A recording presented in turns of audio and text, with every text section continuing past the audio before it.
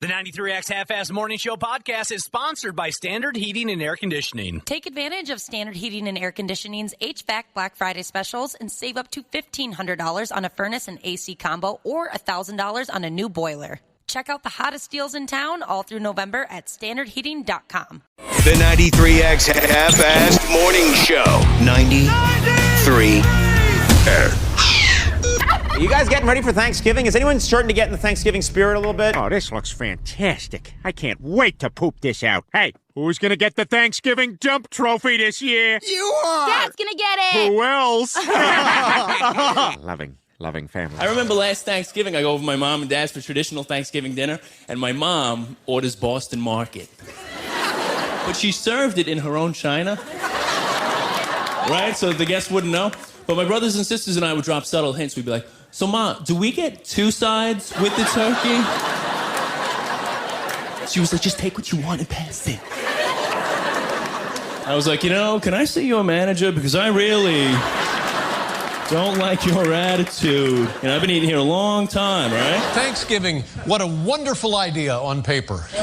Thanksgiving, right around the corner, and this pilgrim is feeling pretty proud. Ladies and gentlemen, the weekend. Yeah, good morning.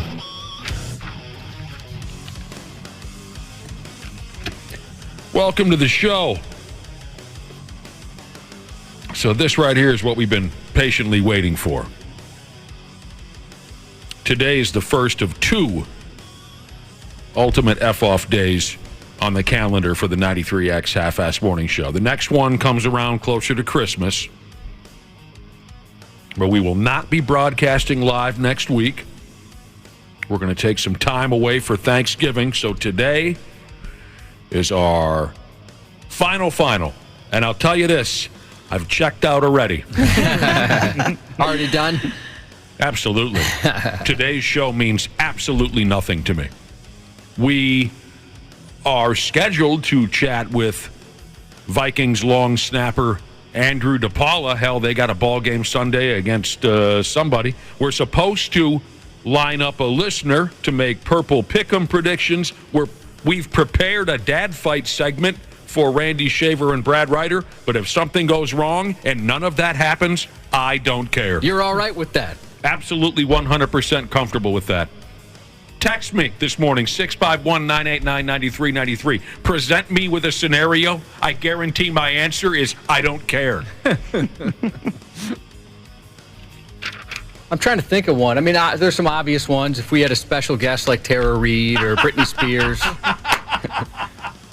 Or even just an item of their clothing being delivered to you, that might pique your interest a little bit. Maybe. But this what if there were free bologna sandwiches in the lunchroom? I do like bologna sandwiches. Yeah, me too. Yeah, yes, I do. What if the Gatorade guy came in here in a bikini and he just delivered you a cooler full of all your favorite Gatorade flavors? You see, here's the deal. Wow. You know me. I like that Gatorade. Mm-hmm. I do. Yeah, this is Ultimate Eff-Off Day Part 1 for the remainder of 20 plus 23. And I'm telling you what, I love it. While we're away next week, we certainly hope that all of our absolutely wonderful listeners have a hell of a Thanksgiving or Friendsgiving or whatever it is you get involved in. Black Friday, Cyber Friday, all that nonsense, all these... Cyber Monday. All these, what's that? Cyber Monday. Let's not do Cyber Friday. I'm sorry. It's going to freak out the Cyber Monday truthers out there. Okay. I'll have some cyber sex any day of the week. You can't tell me what to do, Josh. Not cyber sex, you moron. It's shopping. Sex. I mean, I guess you could buy something to have sex with. There you go. I have a difficult time keeping all of these things lined up, but starting next week, I mean, just madness, right?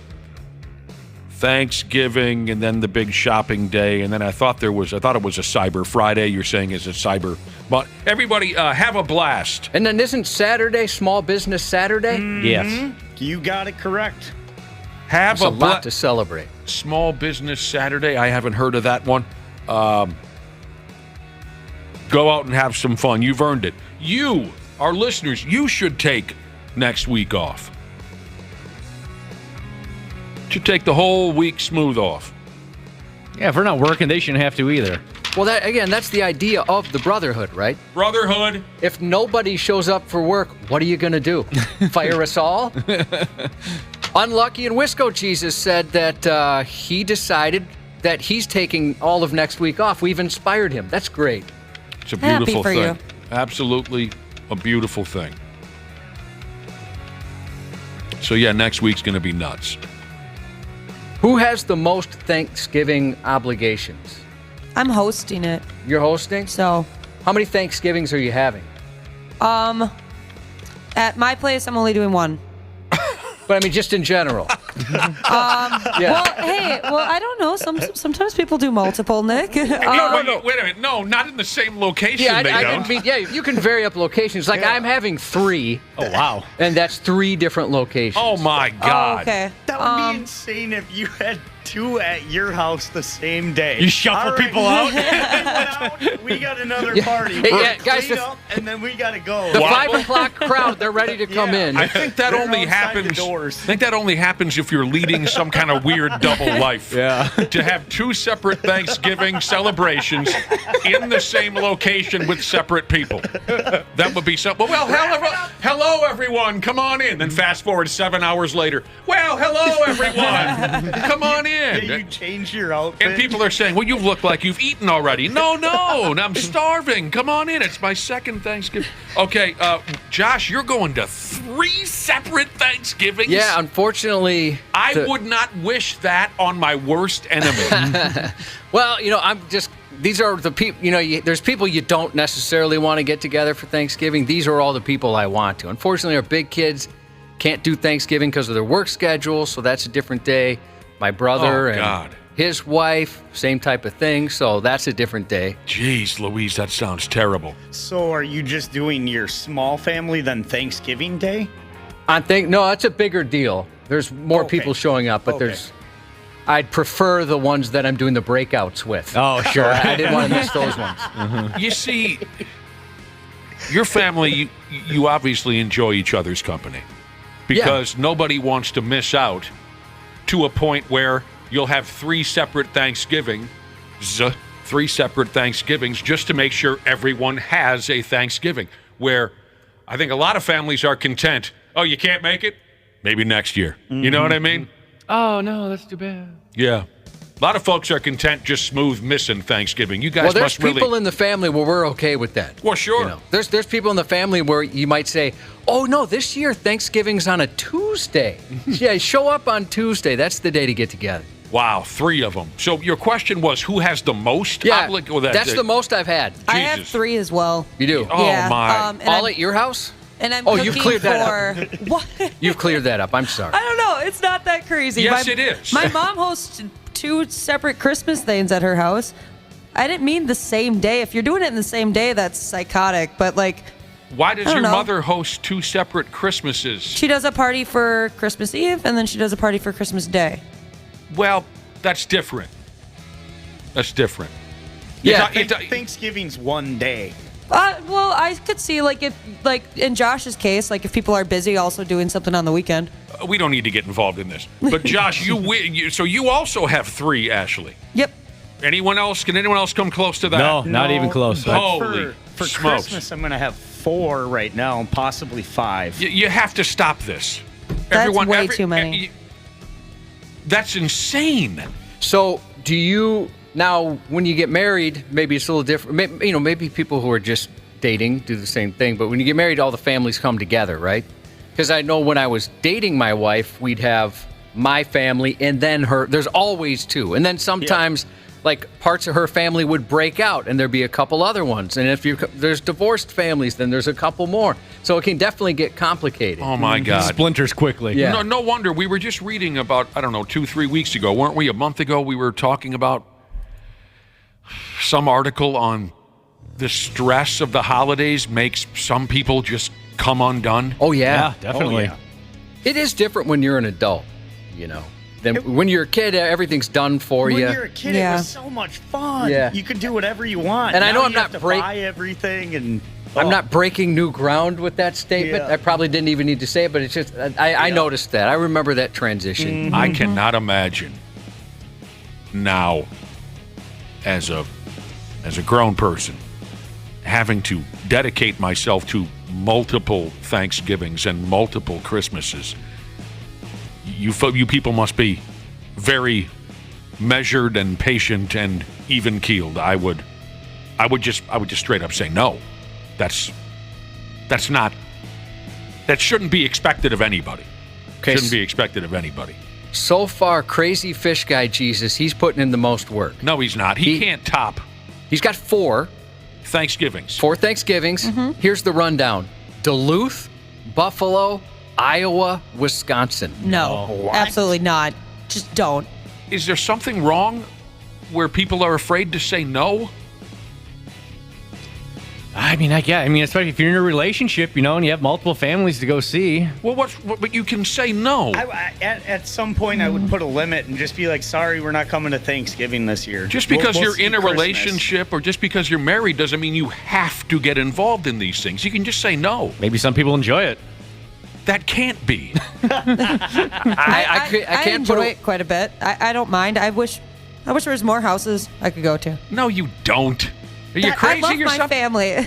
Crazy fish guy, Jesus, that's almost like a 4-day excursion just Thanksgiving. Well, ours is over. It's 3 different days for when people can get together. Yeah.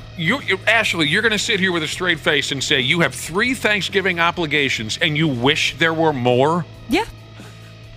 I You absolutely love yams. I love the holidays. Like I love the feeling you get when you're just when you all get together like that. Well, I want that feeling consecutively multiple times. I understand Intoxication, that's the feeling you're referring to? I understand the love for the holidays and things like that. It's just, it's so strange to me. Take the holidays out of the equation and think and put yourself in the frame of mind where you would say, man, I've got 3 places to go in the next 2 days. I wish I could go to more places. You know what I mean? Take the holidays out of the equation and think of the madness of that thought. Some people are saying they do rotating years. Yes. Mm-hmm. Yeah, that's usually what. I think that's one of the most common things. Or it's like you could do Thanksgiving and then, you go to Easter for their family. It's a lot of work, yeah, man. you switch it up like that. A lot of work for some of you. I can't believe it. Wisconsinite Jesus has 5 Christmases in 3 days. Dude. I can get expensive, Yeah, right? I can. That's a lot of presents. I mean, even when my folks split up back in 1983, even when my folks split up, we still had one Christmas. Your parents got where they could get along? Yeah. I understand that's not the case in a lot of relationships. Divorces are usually what causes madness like this, where you're going to 4 or 5 separate, good Lord. But also I think there's something to be said about what I mentioned a minute ago, that is that people are afraid to say, no, I'm already doing this. I don't need to. We were lucky that my folks could stand each other enough to where we still, even though they were divorced, we had one Christmas. I think basically because my folks' attitudes, and obviously they've rubbed off on me, my folks' attitude at the time was, look, no, I'm not going to be driving all over the metro, 3 times. We're just, everyone can behave themselves. We'll do one party and that'll be it. Our Thanksgivings were always kind of odd growing up. My parents would kind of bring in folks that shouldn't be around people. Just these random stragglers. Honestly, there was a few times where I thought that person's going to grab a carving knife and take out one of us. Well, that is so odd to me. I remember these stories about your mother liked to invite down on their luck people to your holiday parties. Yeah. Complete strangers. Complete strangers. In some cases that she met at church or something It like was that. always church related, yeah. And sometimes it was great.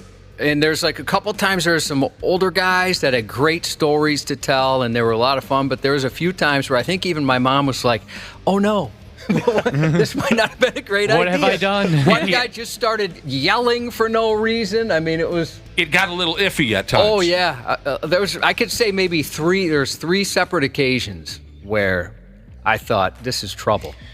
Yeah, we had so many people at our. My dad was one of 8. My mom one of 6. Everybody's married, Catholic families, so a lot of kids.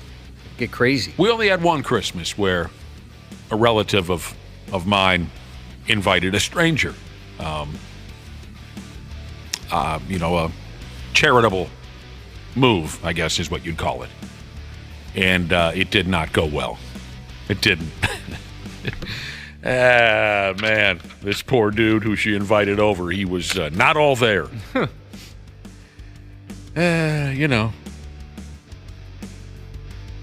It wasn't my family's idea. It was somebody else's idea to get this guy a present, even though we didn't know jack squat about the guy. But let's have a present under the tree for him. Yeah, and he feels included. Yeah, it got to be a little... We did that for when my mom would do the same thing for Christmas. We would always have a gift for the person. He seemed altogether there, right, until we gave him the present, and then he's unwrapping it, and it's whatever. It was a package of lifesavers or something, and they go, it's the most beautiful holiday of my life. Thank you so much, everybody. And we all sat around going, weebity-doo-doo-doo-doo-doo. So awkward. Are you going to be okay? He had a breakdown. Oh, no. Suddenly cranking grandma got run over by a reindeer on the boombox seemed a little awkward, Because the guy he had a breakdown because we got him a that wasn't good. Yeah, I can get uncomfortable. That's for sure. Remember the guy, Josh, that we used to know that tried to ruin Thanksgiving for us with his weird behavior? Oh, absolutely. Boy, I haven't thought about that guy in a long time. It's so weird. Yeah. We used to know this guy, and he's in his 40s, and he talked about Thanksgiving the way a 4-year-old would. Well, I'll tell you what we mean by that. He walks up to Josh and I one day, and he goes, this was his legit delivery. He wasn't being sarcastic. So are you guys all ready to fill your tummies with mashed potatoes on Thanksgiving? Are you ready for all that yummy food? Don't you love? What is your favorite food? Are you excited? This is like 2 weeks away from Thanksgiving. Are you excited about it? And Josh and I looked at each other as if to say, what's wrong with you? Why are you talking to us like you're a host dressed in clown makeup of a children's program? Everything was yummy. Everything was yummy. Oh. Now, for that reason, I don't like that word anymore. Oh, really? It's ruined it for you? All the time. It's kind of weird hearing a grown man say yummy. Was creepy, it was creepy, and we felt unsafe. He's definitely put his D in some mashed potatoes over the years. Oh, my God. Guarantee it. It's that kind of party. It put me off of Thanksgiving for a good 5-6 years, the way he... Isn't it weird how, something can be ruined by something that little? Yeah. Right? But it's just repetitive over and over and over. It was so odd. You start to associate with Thanksgiving with the yummy guy. Yeah. And anytime you think Thanksgiving, you think the yummy guy, and it just weirds you out. It did for quite a stretch of time. I was just reading about, the type of things that could ruin your Thanksgiving. And there's the obvious, somebody gets hammered, a fist fight, somebody throws somebody through a window, there's a shooting, the obvious things that would ruin Thanksgiving. A lot of fires around Thanksgiving. Oh, yeah. Mm-hmm. Yeah, turkeys exploding. I watched one of those montages of the turkeys blowing up yesterday. That was a lot of fun. Oh, like on YouTube or something? Yeah, like the frozen turkey. You take a frozen turkey and try to deep fry it, it just blows the house up. That's always fun. Didn't we talk about that a while back? We did, yeah, it came up. And that was the first I'd ever heard of people are trying to, what's the term again? Deep fry? What's the... deep fried turkey. Yeah, people are attempting to do that indoors nowadays. Sometimes. Sometimes indoors, sometimes right outside the patio, deck, right on the deck. Or in the garage. Yeah, the garage. Depending on the weather. We covered that. Okay. But here's what I found. This was an interesting one that I found on this report involving things that can ruin your Thanksgiving, meaning on the actual day when you're at your gathering. Belchers. When you're having your Thanksgiving dinner with everybody, is it totally cool if someone just cuts loose and kind of a big old fat burp? Is that cool? No, that would ruin my appetite. It's not cool? Gross. Belchers. Oh.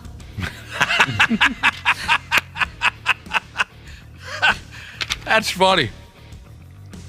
It's not a problem at our place. I'm not the biggest fan of it, but it's no one really looks.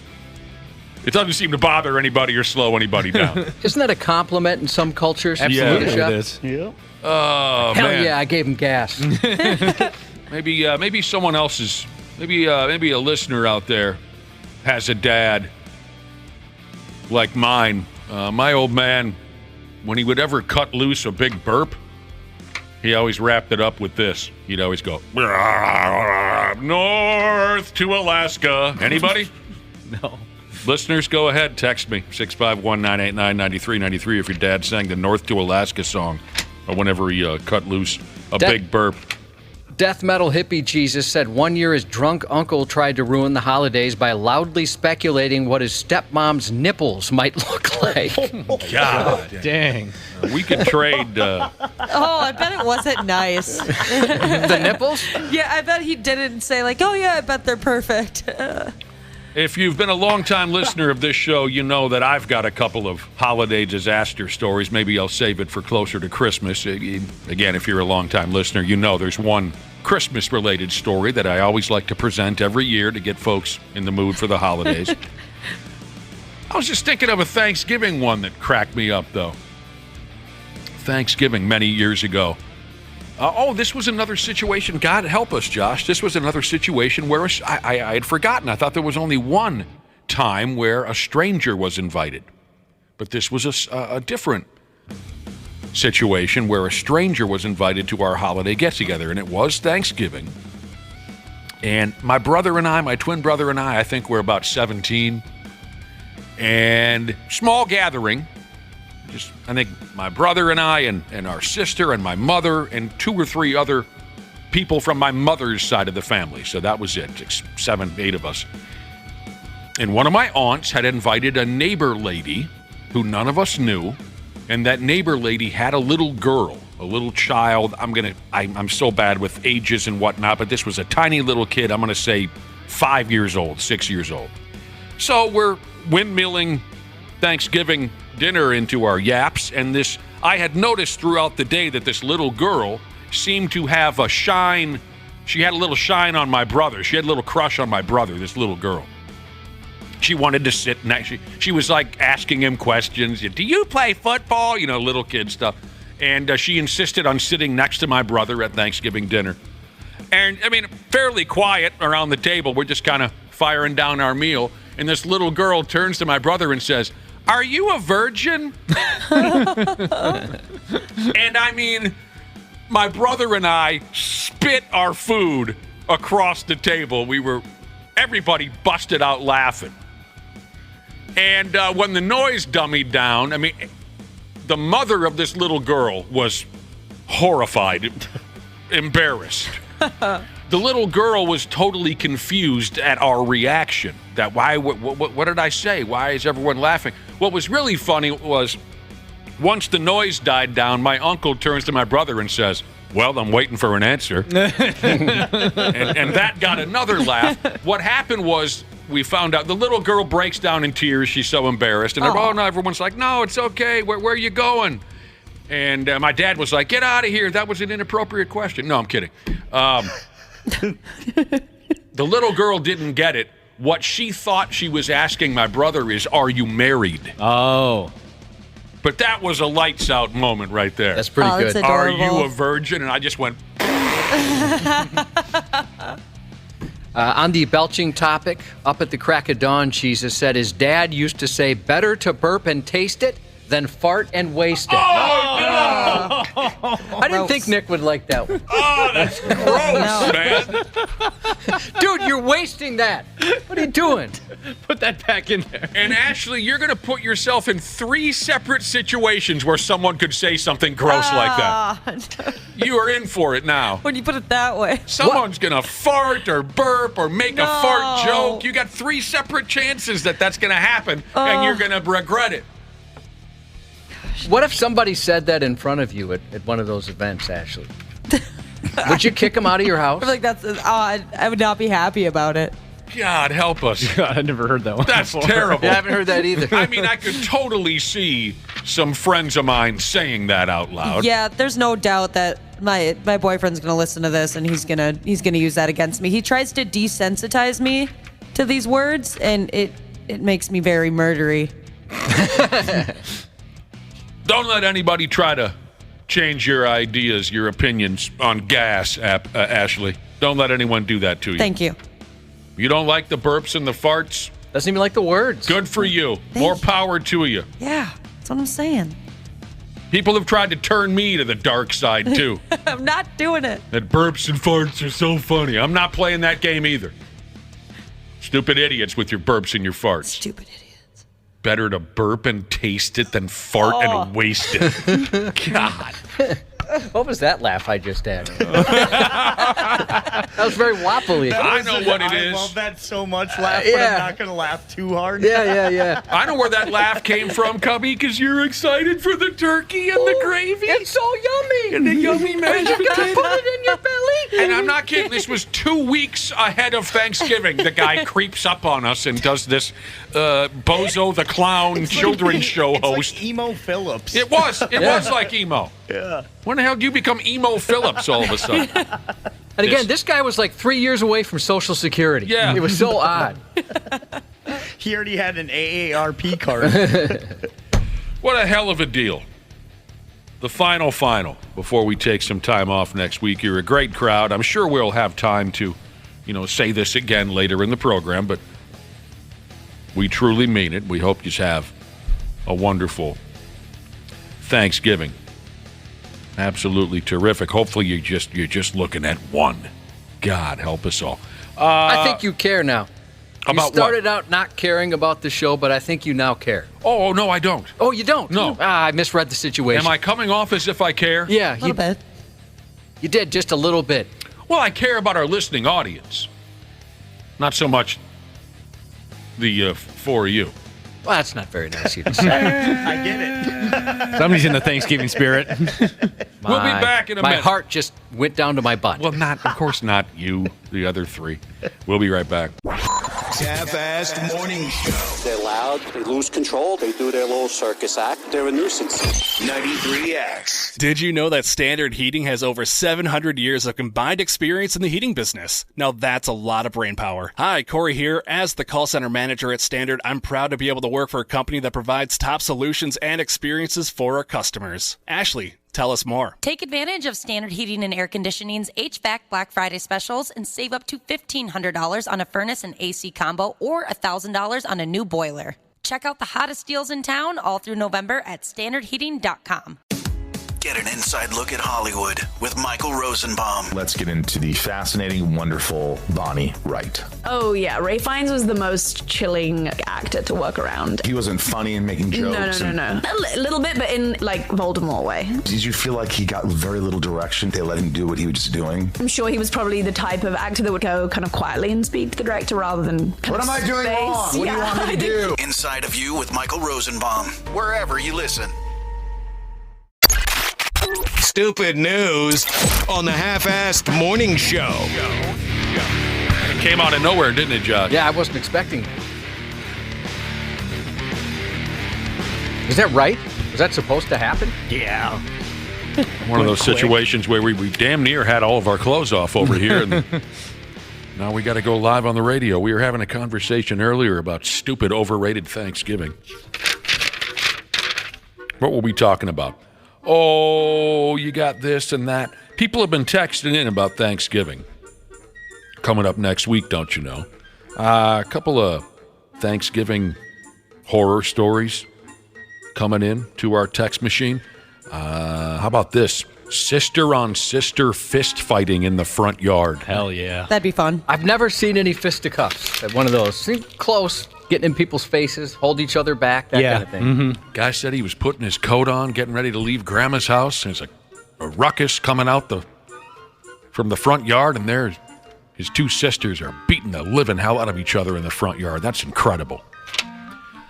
We went in this direction too. Sometimes people just get gross on Thanksgiving with the burps and the farts. Yeah. Here's a listener who says his father-in-law, every meal, doesn't matter if it's Thanksgiving or not, every meal his father-in-law busts out, and this is how the listener says it, deep from his anus type burps.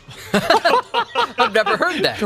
Reached all the way back. Just a Just bounces right off it. Kind of way deep down inside. And this listener says, I want to knock his chiclets down his throat when he does that. He doesn't like that. It's like the deep from his anus type burps. And then another listener says, he used to have an uncle. Well, maybe the guy checked out. I used to have an uncle that would repeatedly blow his nose into a napkin during meals and then place the napkin back on the table. It's such an old people move. It is. He would even do the covered finger nose pick with that same napkin. Yeah, just a classic. Yeah, my old man had that habit for a while when he was younger. I haven't seen him do it in years. But when he was a young man, he was a snot rag guy. Just like a lot of guys from his generation. He kept a snot rag in his back pocket. We'd be out fishing, and he'd unload into that rag, put it right back in his pocket. He'd take it out 20 minutes later and do the same damn thing. I never understood that move.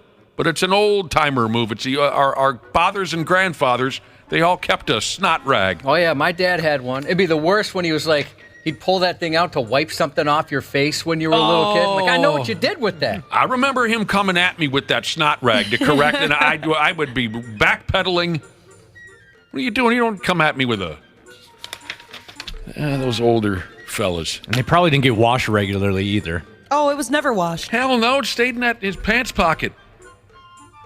24/7, skis. Here we go with the stupid news. Here we go on our ultimate Eff-Off day. Our first of two remaining on the 2023 calendar. Our first of two. We'll get back to you. We'll holler at you when we get to the second. For starters here, what do you folks know about what they call here rage rooms? Oh, I've heard of those. I've always wanted to. Yeah, they sound cool. I've never been to one, but the thing is that you go into a room with a baseball bat and a bunch of old appliances and stuff, and you just get your anger out by smashing the hell out of it. Yeah, people like busting up toilets and all kinds of stuff. Oh, I would destroy this computer monitor right now. Yeah, you're having trouble, aren't you? That thing's gonna end up like the printer from Office Space someday. Nick, you've destroyed some toilets in your day, but I don't think it's rage room related. No, it was not. It was all natural, baby. That's kind of cool. You see people taking an axe to a chair or something like that. Yeah, it looks like fun. You could make any room a rage room if you really wanted. That's a good point. Jesus, I know some guys who have turned any room into a rage room. You know what? We got a lot of crap around here and a lot of open space. I mean, we can make a rage room right now. Boy, that's a good point. Yeah, there's entire rooms full of crap. Of old monitors and... There's a baseball bat around here, too, somewhere. We also have a sledgehammer. Yeah. Yeah. Yep. Well, I'm going to tell you a little bit about what's been going on at the rage rooms, and maybe you'll change your mind as to whether we need to build one right here in the radio building. Owners and managers of rage rooms are saying that a growing number of customers are folding each other in half and having sex up in their rage rooms. I suppose a lot of passion. Yeah. Right? Mm-hmm. Trying to find a release of some sort. The passion, the release, that's what we're all going for. Now, these managers and such, they don't seem too pissed off about folks smashing genitalia in their place of business. They're used to things being smashed, but at the same time, they're not completely in favor of sex in the rage room. Like you guys said, folks pay to spend some time in a private room. They smash various items with blunt objects. What did I write down here? Plates, televisions, radios. A lot of times it's a bachelorette party. That's what it says here. Yeah. Yeah. They swing crowbars and baseball bats and sledgehammers around like maniacs.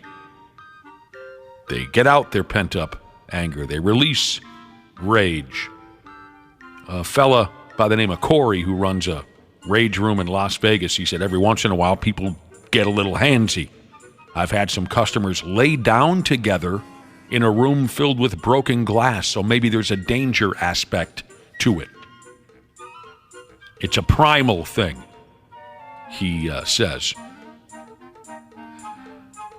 The dude out there in Vegas I was just telling you about, his rage room is called the Rec Room. He's been trying to get folks to shut down the banging by making them aware that there's a camera in the room watching them. That would just get people going more. That would just turn me on further. That's true. Some people are like that. I'm like that. That's me. That was creepy. I wonder how many people how many sex acts have occurred in this building over the years. It's been 23 years we've been here. Good question. We've learned people have masturbated here, but I'm talking about like with a willing partner. It used to be a lot more lawless around here. You know that, Josh. There was a lot of sex in this building 15, 20 years ago. Was there a spot? Yeah, there was a spot. There used to be a couch. A lot of spots. I tried to get it. Still here? I tried a putty knife, but I couldn't get those spots to come up. Ashley, I'm happy to say it is, and I'm also happy to say you've napped on it several times. It is that couch? That's the couch. Why is it? That is such a comfy couch, though. That's why it was used. Semen. Yeah, I bet that couch has never been washed. Hell no. This whole place hasn't been washed. Yeah, That's true, Wambo. Look around. Good point. Look at the blood stain in the opening of the hallway in the front door. Is that what that is? It's half blood and half something else. I'll get back to you on that. Blood out. Isn't it kind of fitting, though? It's kind of fitting now that we're talking about how filthy and unwashed this building is. It's kind of fitting because we are old and unwashed. Radio personalities are generally old and unwashed. So maybe the building should be old and unwashed. That's a good point. Yeah. What else is going on? Sex in the rage room. Did I get the word right? Yeah, rage room. You nailed it. And Josh, you hinted at this already.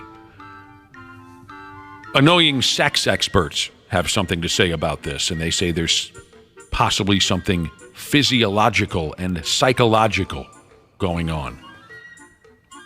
They mention things like emotions, anger, sexual arousal. They mention things like increased blood flow throughout our bodies when we go into a rage, and that blood also pumps into our disgusting penises and vaginas, and we get horny like wild animals, and we can't help ourselves. We want to fire something into the weeds. You go into the rage room with your girlfriend and the blood starts pumping. Next thing you know, you've torn your Achilles like Kirk Cousins by tossing your girlfriend into the wheelbarrow position. I guess people do say that, like, angry sex is better sex, right? Oh, yeah, like makeup sex. Right, yeah. Yeah, you're still angry. Amusement parks, haunted houses sometimes brings the same bizarre sex rage out of us. We start feeling all fresh. One rage room owner said that they found couples engaged in sexual activity in the parking lot outside the joint after they've raged in a rage room. Well, I gotta admit, I get a little horny every time we break that printer in half. Yeah, boy, it happens a lot, though. It doesn't even bother me anymore. I just love busting that printer into two, and then... They're always so nice and shiny, you know, we have these new ones, and then we bust them. Have you guys even seen the new one? The new printer? No, Yeah. I haven't. We just got it. Top of the line? Is the Should one I, do you want me to grab it? Yeah. Yes, please. Right outside the door, just step out and grab it. Yeah, It's it's right got there. wheels. Wheel it into the studio. We can all get a look at Kinda that. looks, looks like Darth Vader. It a little does bit. look like I forgot to unplug it. That was stupid. I tripped over the cable. It looked beautiful. Apple, I just had the same issue you did. My computer, did you see that? No. My screen. I did. I saw it too. It died. That stressed me out. Yeah. I got that feeling in my stomach. I'm like, oh, God, here we go. Like, we're setting up this bit, and my screen just died. Like, come on, people, vamp. I know. That whole commercial break, I was like, I think we got 2 commercials left. What's happening around here? Computers are breaking? Yeah, like he just said a minute ago, his computer's having issues. Mine just did as we were setting that up. Ask me if I care. Do you care, sir? Don't care. I said earlier, I do not care about this broadcast. I don't care if anything works. All right. Lord and baby Jesus be with us and help us. Brown Friday is coming up. It's a week from today. Brown Friday is. The day after Thanksgiving is apparently the busiest day of the year for plumbers. So somebody upped and named it Brown Friday. Plumbers say they hate Brown Friday. They're ass deep in kitchen sink clogs and backed up garbage disposals and big fat turd logs. Yeah. All that would suck. And it gets them good and pissed off. Roto-Rooter. Anyone ever called Roto-Rooter? Yep. No. What? How do you? I call them twice a week just to see what's going on. Hey, guys. What up? They're good people. Me again. A couple times a week, I just call and say, what's happening? Roto-Rooter say it's the busiest day of the year for them. Phone never stops ringing. A big shot over at Roto-Rooter. He said often the case is that a house already has partially clogged drains that have gone unnoticed, and then they get all the stupid family over for the Thanksgiving, and everyone's taking a leak, and it overwhelms your system. And then every traditional Thanksgiving food is a notorious drain clogger. Just like Rick James when he was alive, he was a notorious line stepper. Thanksgiving foods are drain cloggers. Turkey grease. They say that stuff will clog a drain cubby quicker than you can say Jack Robinson. Oh, yep, I bet. It solidifies like candle wax once it cools down inside your pipes, and then toss in some poultry skin and dressing and vegetable peels and a bone or two, and you're screwed. Does everybody have like that jar of grease? No. Yeah. Yeah. Mm-hmm. Yeah. Okay. Is there a better way to do this? Are you thinking of lube? Oh, no. Like, I feel like there should be an invention where I don't have to keep pouring my grease into a mason jar and just have it like grow over Coagulate. the years. Yeah. Here's what my obedient wife does. Yes. Continue. She puts tin foil in the drains of the sink. You know, one side you got the regular sink drain, the other side you got the garbage disposal. And by the way, I hate having a garbage disposal. I hate that thing, but it came with the house. She puts tin foil in those drains to block them, and then you just pour the grease into the tin foil, and then you wait a couple hours and you throw it in the garbage. That is so smart. Yeah, I just save all my jars, pickle jars, olive jars, and I put them under the sink and use that. I don't think I have any Toss 'em out. jars. This is interesting now. Oh, maybe so like a spaghetti sauce jar. Yeah, now that I there think you about go. it. There you go. I used to keep a spitter. All right, so here's the deal. You have guests over, all the things I mentioned, the food going down the drain, and there's something interesting in here, though. I wanted to make sure I threw your way. Guests at your house likely means more people are using sinks, toilets, showers, bathtubs. It says here, guests who stay overnight might also need to do laundry. What, did you shart or something? Why are you doing... What is that? No, they're not. Guests aren't doing... Why would one of my guests... Well, I'm going to go downstairs and do some... No, what? you're not. What happened? Roto-Rooter has the following tips to help keep clogs at a minimum. You want me to roll this through for you, Josh? I could help someone, yeah. Never pour fats or cooking oils down the drains. Never do. Avoid putting poultry skins, celery, fruit, and potato peels in the garbage disposal. Never do it. Make sure the disposal is running when you put food into it. Don't just jam everything in there and then try to turn the sumbitch on. Of course. For homes hosting weekend guests, it's a good idea to wait 10 minutes between showers to slow... you wait 10 minutes between showers so slow drains have a time to do their job. Just take them together. Never flush cotton balls, Q-tips, hair, wet wipes, or children down the toilet. Oh, I never thought of hair, but yeah, that makes sense. And if somebody has to puke, just send them outside or into the garage. I was just thinking today, I'd like to meet the person who needs the plunger in one of our work bathrooms, because if you're sitting on one of those, your intestines will be sucked right out of you when that flushes. If somebody's ever clogged that, they deserve some sort of award. Yeah, Employee of the Year. Plunger in there? Yeah. Oh, I never noticed. I noticed it today. Somebody must have done it. Yeah, those are the most powerful toilets I've ever You seen. can suck a bowling ball down that thing. I bet you could. Let's see what we could suck down that toilet now. Oh, that could be fun. Will it suck? Have you've seen those commercials where they say this toilet can take a whole bucket of golf balls? Yeah. I bought one of those. I know a gal up in Winnipeg that could take a whole...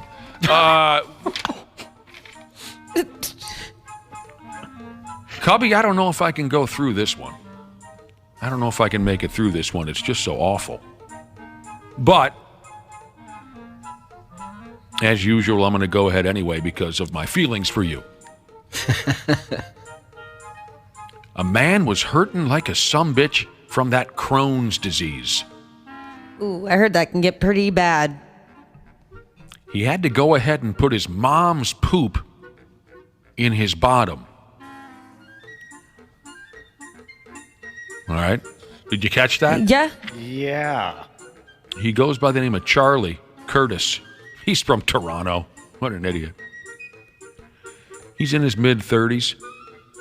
So from what I can understand, he did a do-it-yourself poo transplant. And he's done this a few times over a 4-year stretch.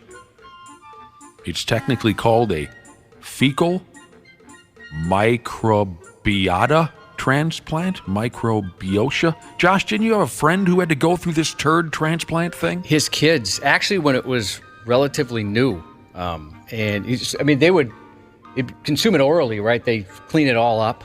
And Wait. Say that again? It's like they put a tube down your throat. Oh, from right. What he described. Yeah. Right. And so they filter it. I think he said it was a clear liquid, right? It doesn't look like you're pooping into someone's mouth. Right. And it's supposed to help with your gut bacteria or whatever it is down there.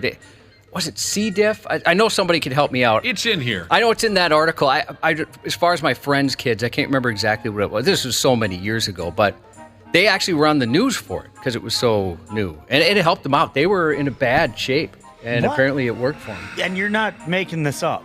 No, no one's making anything up over here, Wapple. I never heard of that. Well, Josh has talked about it on the radio. I have. Thanks for listening. Must have missed it. I'm going to try this again. You can catch up on our podcast if you want to podcast the show. Do you remember what day it was? I don't remember what day it is. That'd be terrifying if you did remember.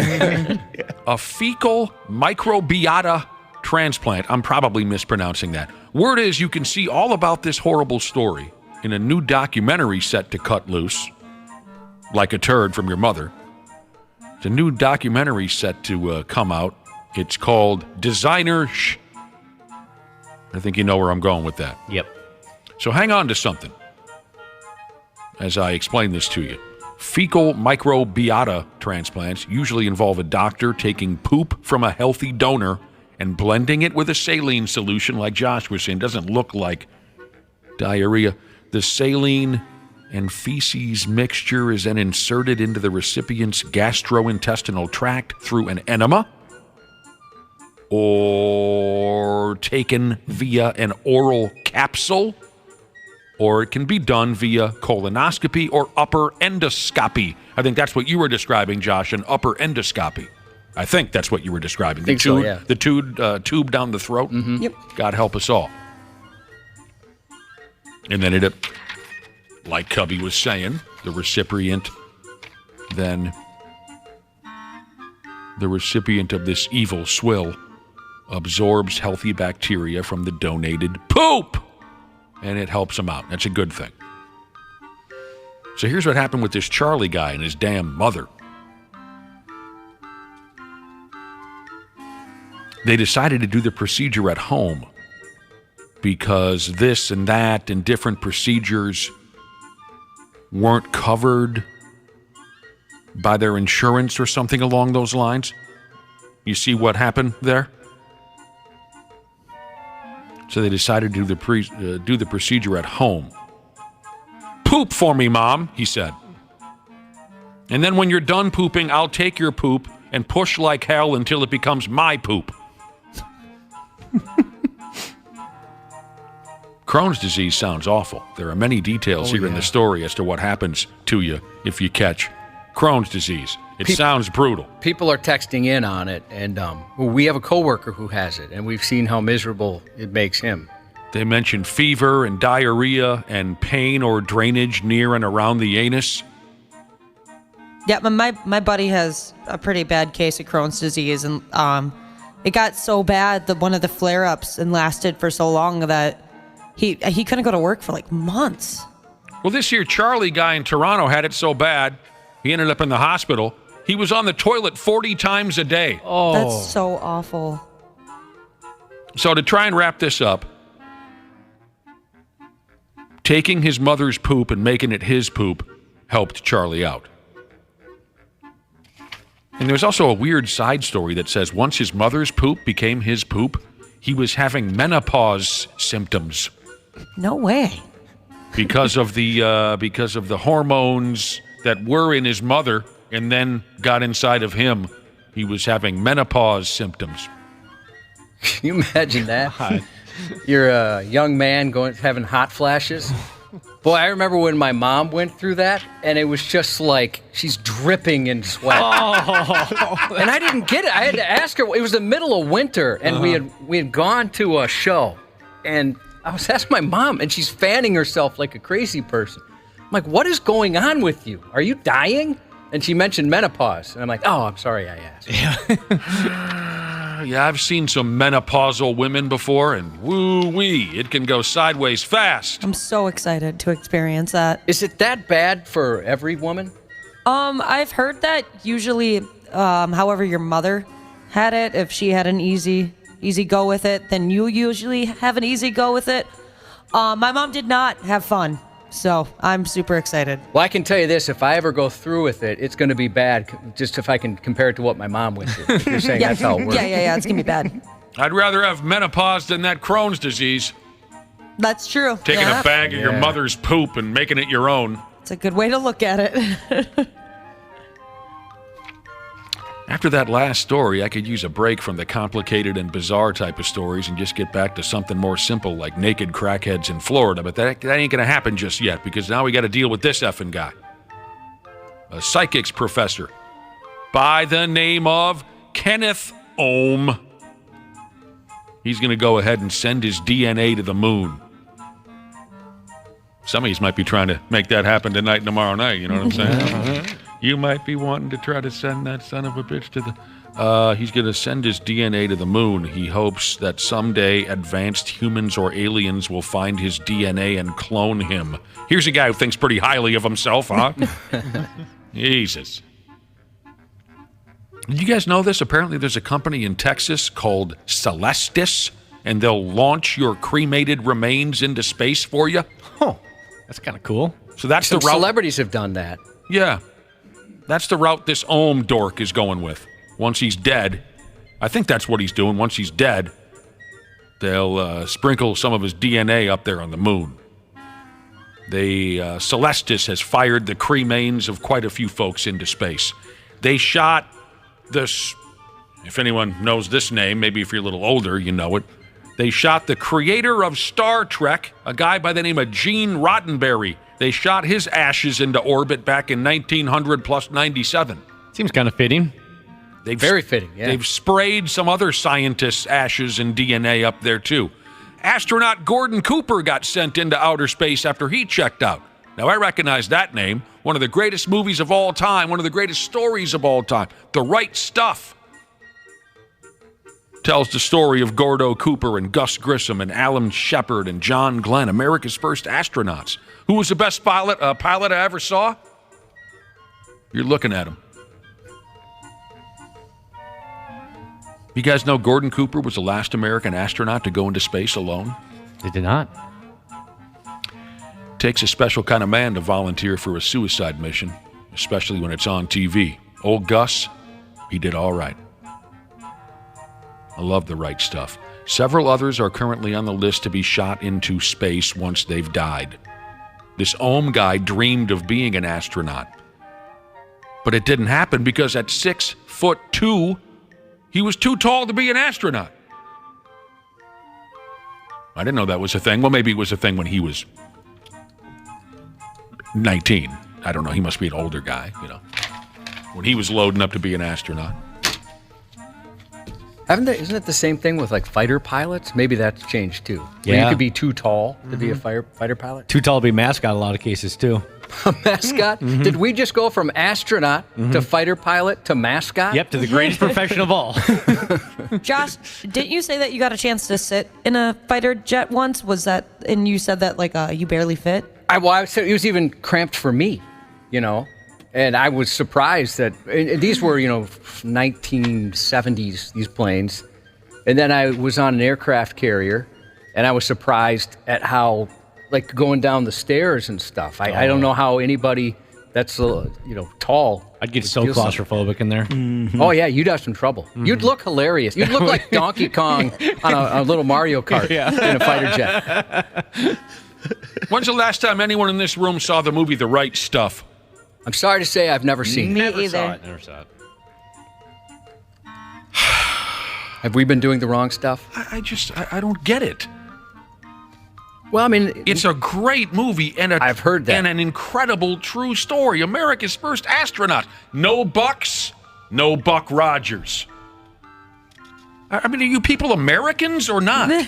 Well, I was 8 when it came out, and I didn't get control of a television until I was maybe 20 years old. So, I mean, I just watched whatever my folks said we could watch. F and 8, Bubba.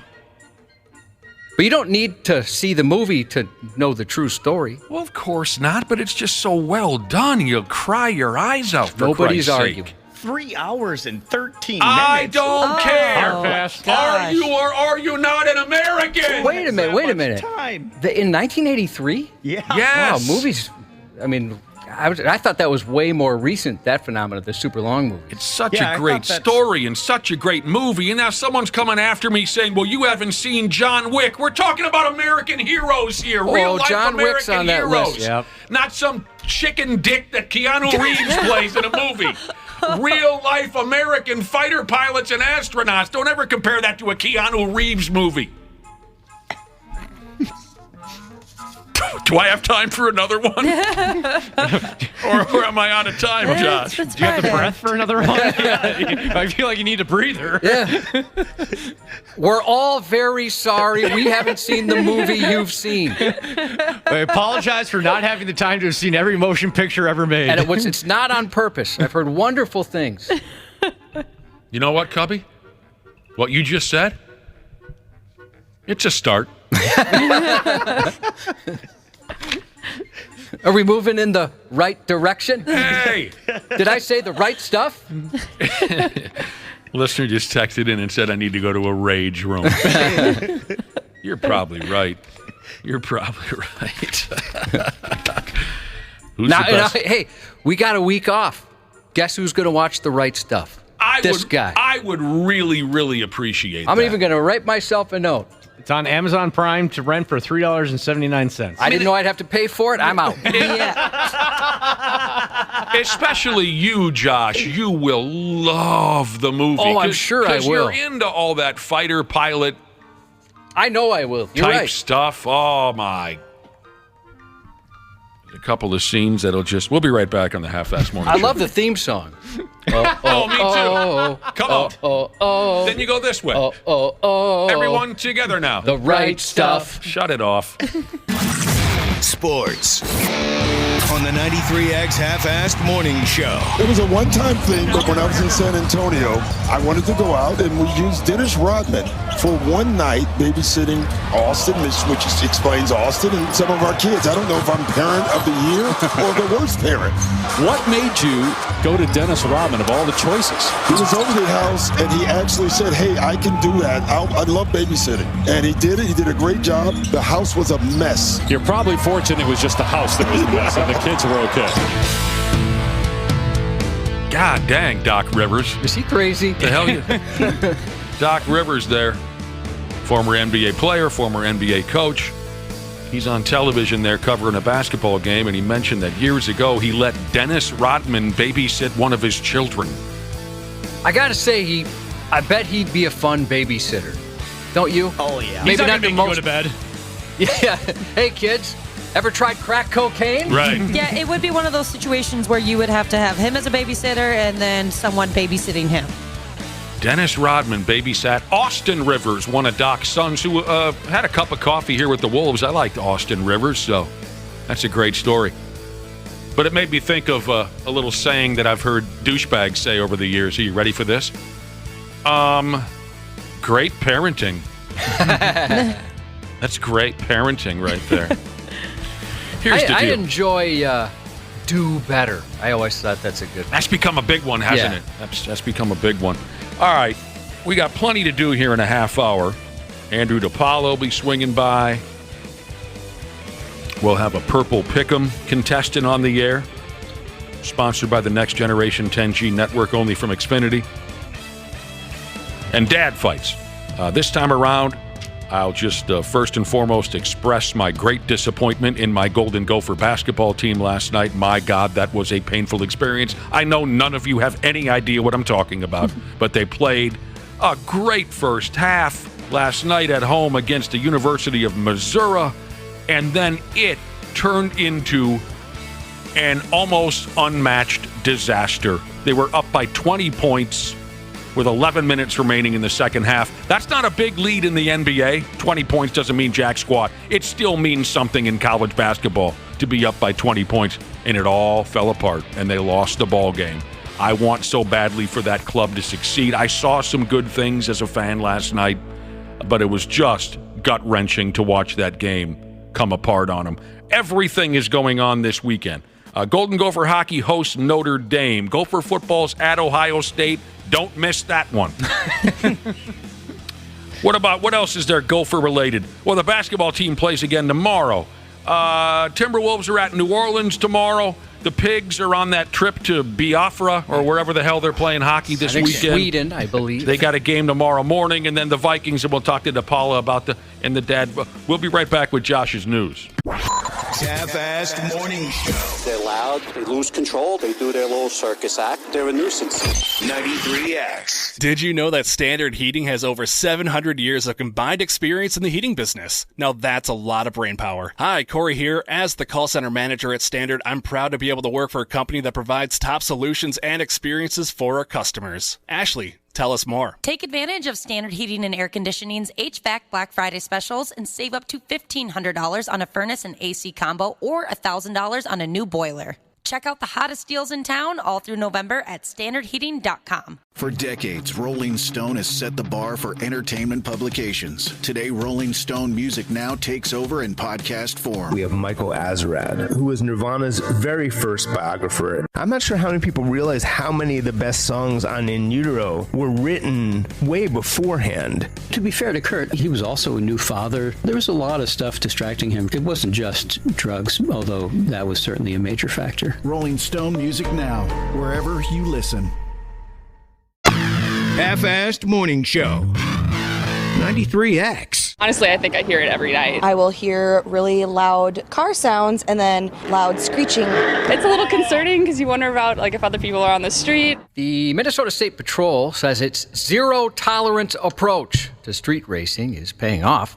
The patrol released statistics yesterday showing there were 533 fewer reported street racing events in the Twin Cities so far this year compared to last year.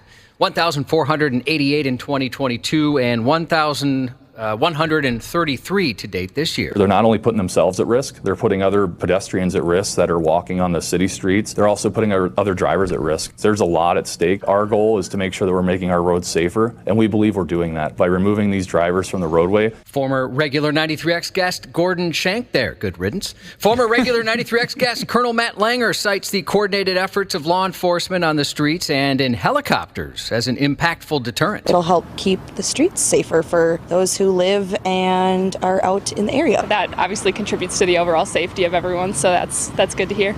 When enforcement efforts began, street takeover events were groups of blocked intersections and parking lots where they'd have upwards of 250 vehicles, Colonel Langer said.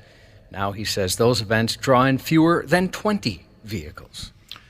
Well, the young kids, they love that street racing, don't they, Cubby? They do. It was crazy for a while. I remember pretty much every morning, Monday morning, like clockwork, he'd come in and on the back way on Kasota off at 280 here on the way to work, there'd just be burnt rubber everywhere. And I haven't seen that in a very long time. That's good. They moved on to something else. They love skinny jeans, vape sticks, and street racing, the young people. Pop Rocks, Jolly Ranchers, New York Seltzers, they love all that stuff. At least 14 people were injured when a speeding car ran a stop sign in California last week and got broadsided by a public transit bus, causing both vehicles to crash into a building. There have been multiple reports of multiple people injured with different levels of injury, but they're all stable right now. You can see this video on 93x.com. It's quite the crash. Crews with the Long Beach Fire Department responded to the collision about 3:17 p.m. November 9th, where the bus went through the front of a bougie crab seafood restaurant. How about that? Sounds tasty. Surveillance footage of the incident shows the driver of the sedan running the stop sign and hitting the brakes hard, lurching the car on its front two wheels, but it was too late. The bus slammed into the car at full speed and essentially carried it into the building. Fortunately, according to the owner of the restaurant, no one was in the restaurant at the time. No one was in there at the time. We're glad everyone's okay. We're not mad about the situation. We're just glad no one got hurt. When a flatbed tow truck arrived to pull the bus out of the building, the car caught fire. But luckily, firefighters were quickly able to extinguish the blaze. Dude hit that seafood restaurant hard. Yeah, that was quite the crash. Like his name was Jean-Luc Picard. One of my favorite all-time captains. Mm-hmm. A police chase ended in turds Wednesday after authorities in Wisconsin attempted to pull over a driver in a stolen car. According to the Glendale Police Department, officers located a Dodge Durango, which was stolen out of Plymouth, Minnesota at about 11:40 a.m.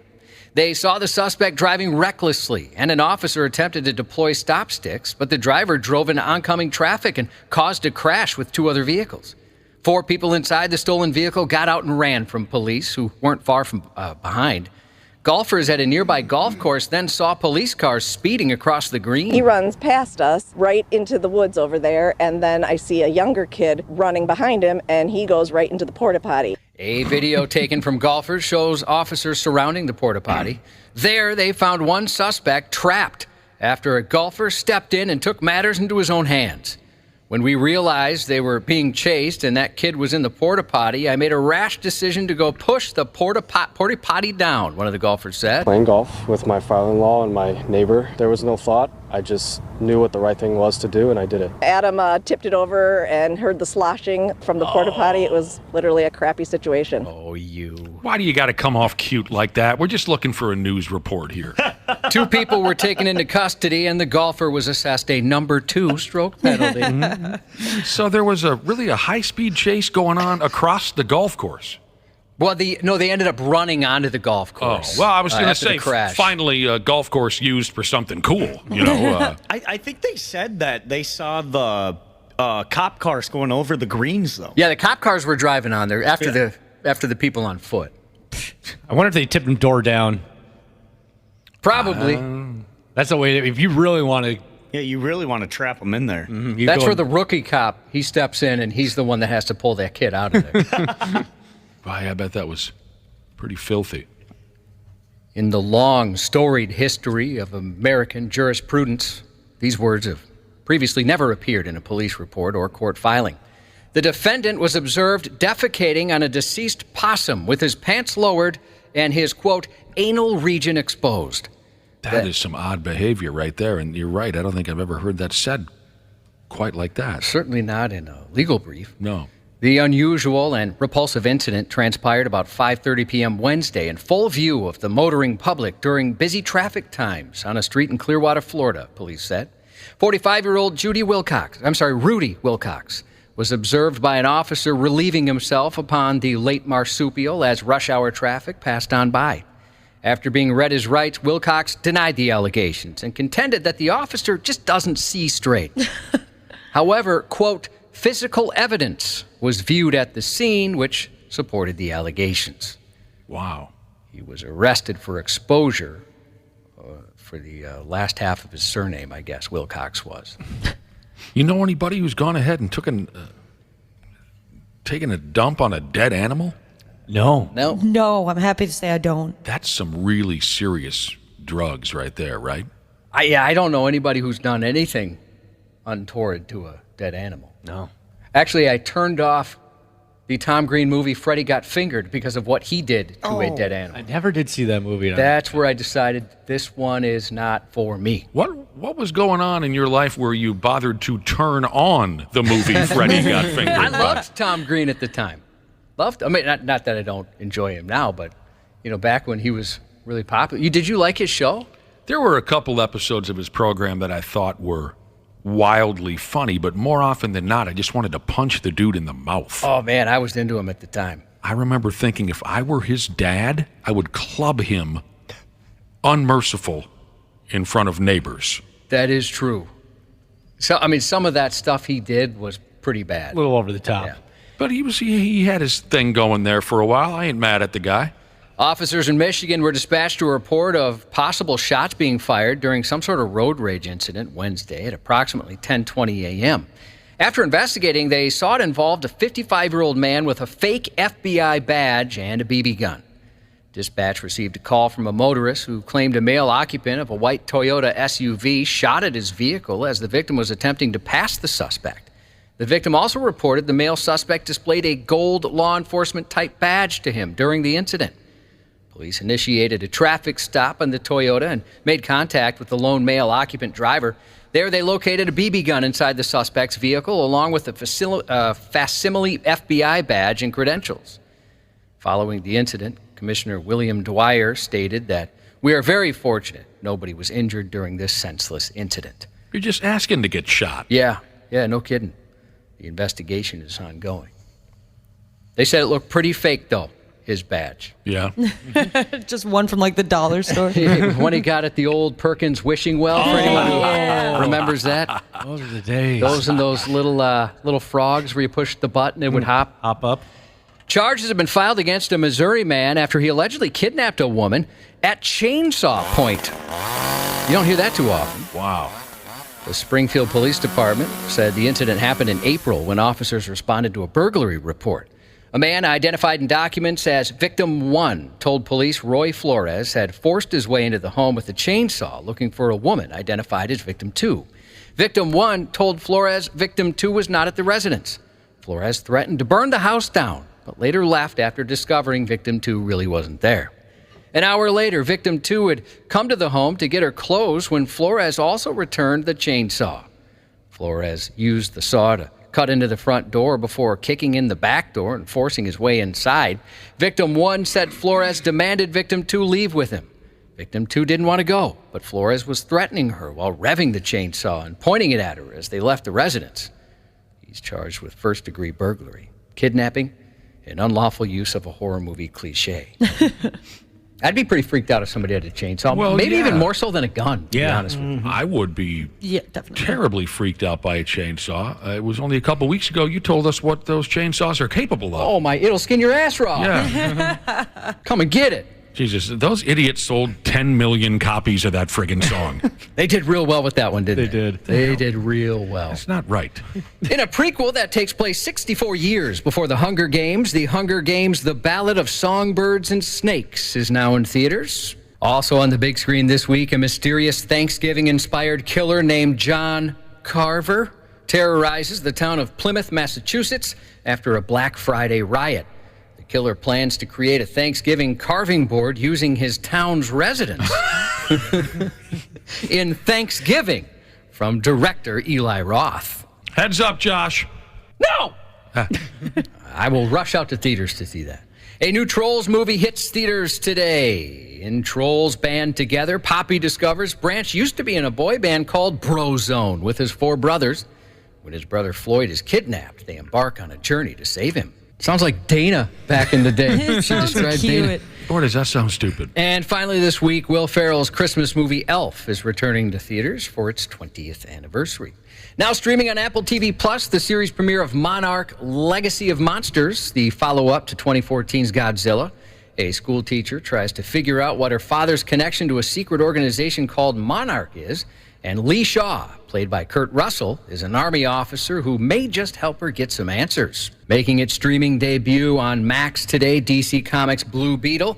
Jason Momoa hosts Saturday Night Live. Then on Sunday on AMC, the series finale of Fear the Walking Dead. Did you ever go ahead and watch the Blue Beetle? It's got that kid from Karate Champ, Cobra Kai. No. I'll watch it now that it's on Max. Blue Beetle. I hear it's good. Good. Adam Driver, Kylo Ren in the Star Wars movies, turns 40 Sunday. Drummer Matt Sorum of Guns N' Roses will be 63. Ugh. Owen Wilson, 55 tomorrow. Metallica guitarist Kirk Hammett turns 61, and SNL alum Kevin Nealon gonna be 70. Danny DeVito, 79 today. SNL creator and the inspiration for Dr. Evil, Lorne Michaels, also 79 today. Finally, legendary director Martin Scorsese turns 81. Congratulations to Dylan, who just became a cop in the Chaska PD. Folgers Can Jesus checked in to say how he's super proud of you. We're happy to learn Beef Cannon Jesus is on his way to a better paying job. Shout out to Sneezing Jesus, who hits 18 months sober tomorrow. Quite a milestone. Happy birthday to Clapper over the Nets Jesus' son Charlie, turning the big 07. Birthday shout out for Lady Turtle Mama Jesus from Big Rig Fenders Jesus. Happy birthday to Moist Pumpkins Jesus. I'd like to know the origin of that one. Yeah, interesting. From Built for Comfort Jesus. Former TV sports photographer Jesus said happy birthday tomorrow to his smoking hot wife Julie. Happy birthday to Katarina from Metal Grinding to Burring Jesus. Happy Jerf Day to Winter Penis and Summer Jesus' buddy Jerf tomorrow.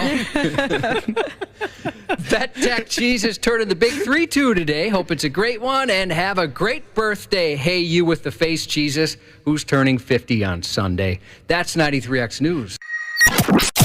KARE 11's Randy Shaver. On the Half-Assed Morning Show.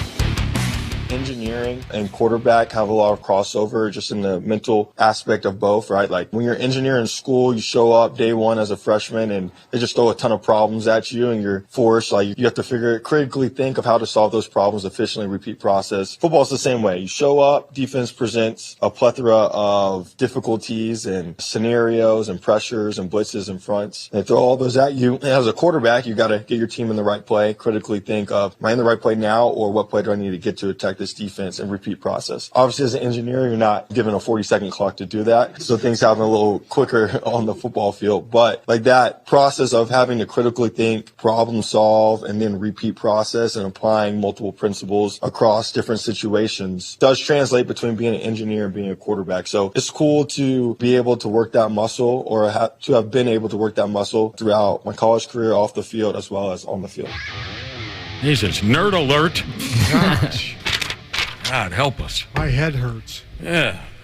Here's three fellas who I'm sure are here to wish us a happy ultimate Eff-Off day. The ass man, Randy Shaver.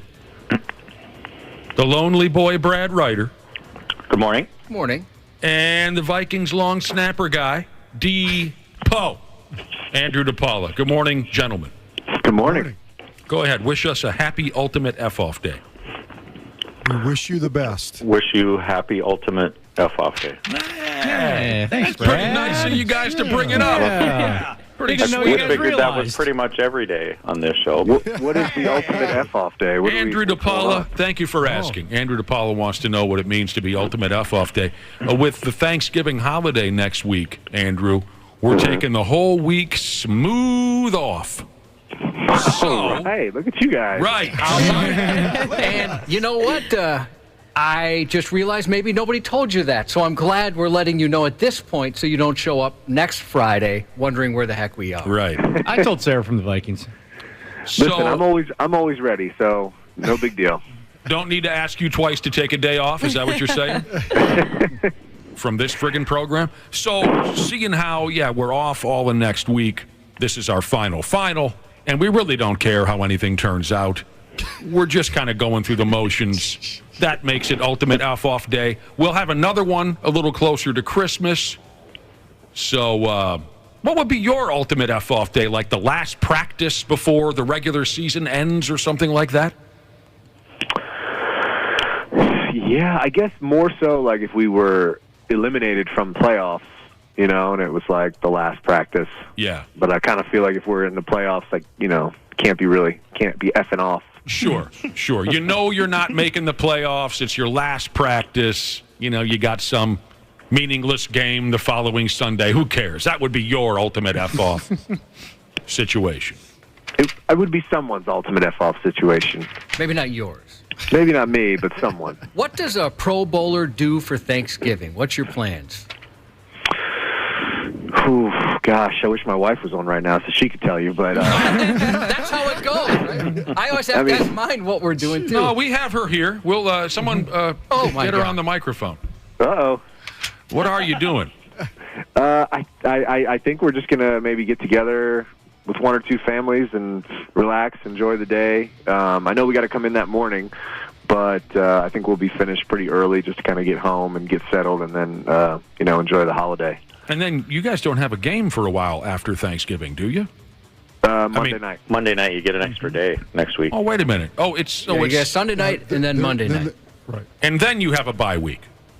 Yes, correct. Right. Okay. So just raking down some food and laying low and relaxing, that sounds all right. That sounds all right to me. Well, last week, Andrew DePaola, we talked about in-game Viagra boners. What do you want to talk about this week?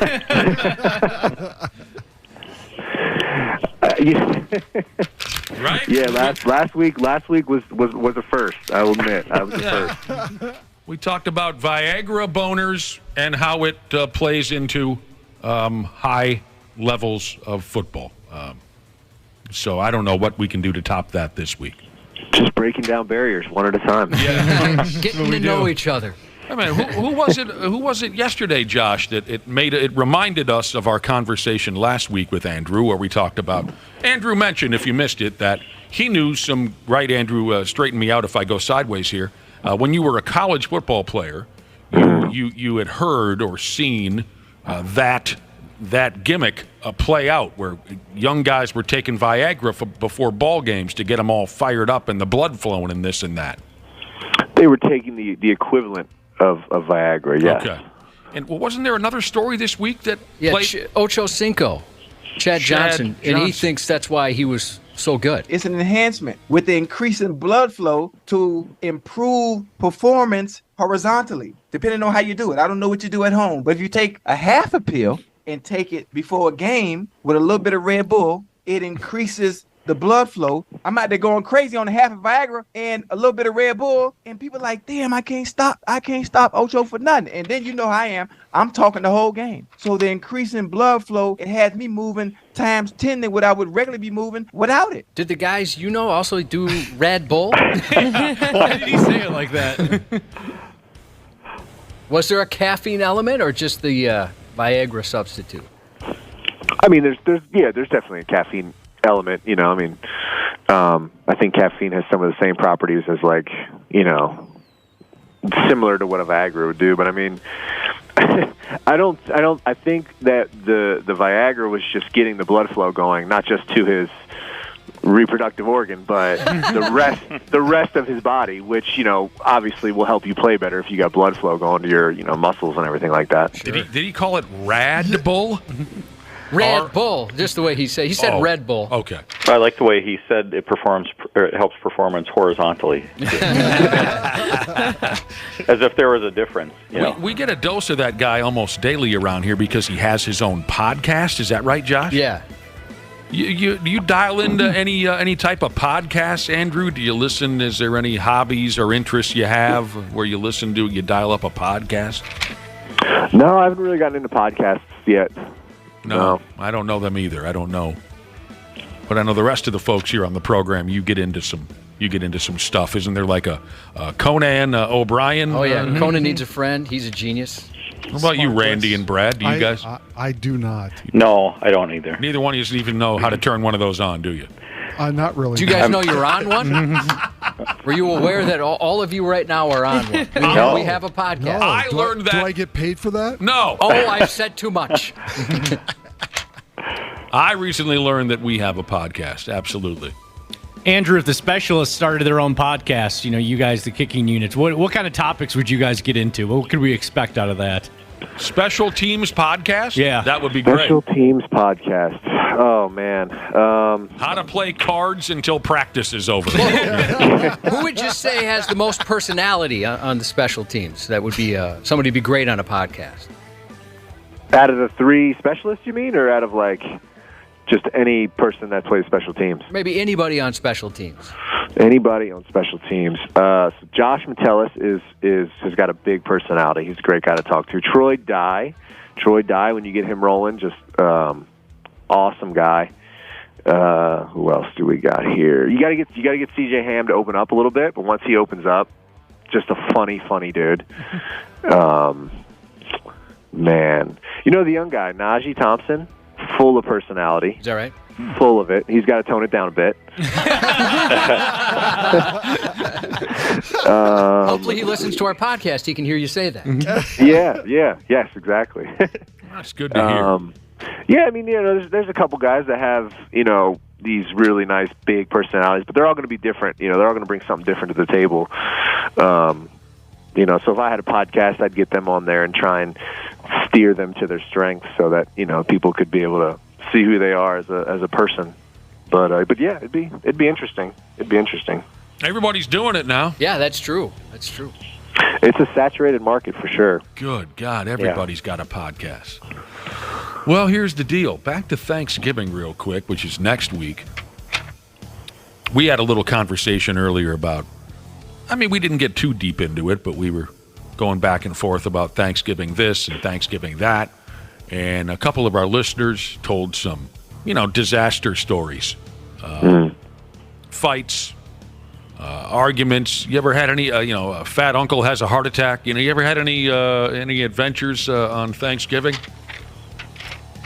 Thanksgiving. Or the holidays in general where some kind of family disaster took place?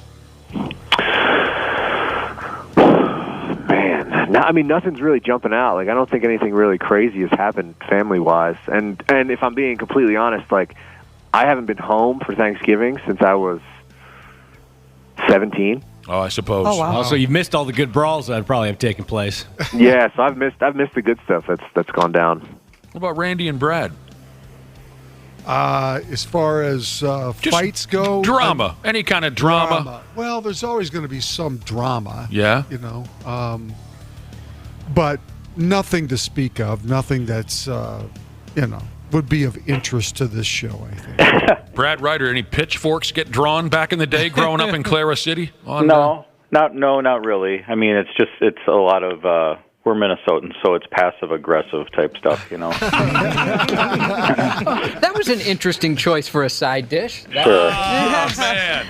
Cute little subtle comments. Yeah. To take digs at each other. Right. Sure. Typical Minnesotan thing to do. Yep. The Minnesota approach to it. That's funny. Tater tot hot dish with a side of passive-aggressive. Yeah. That's great.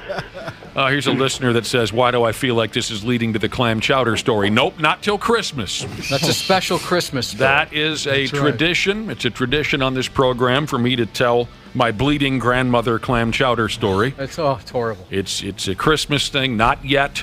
I know folks like to turn November into Christmas way before Thanksgiving. I'm not one of them, so you have to wait on that story. Andrew, I hope you're listening when I tell that. I am. All right. I am. I'm ready. I'm not doing it now. I'm saying I'm going to dump it on you closer to Christmas. I'm not doing it now. But I'm still ready for whenever you're ready. What a guy.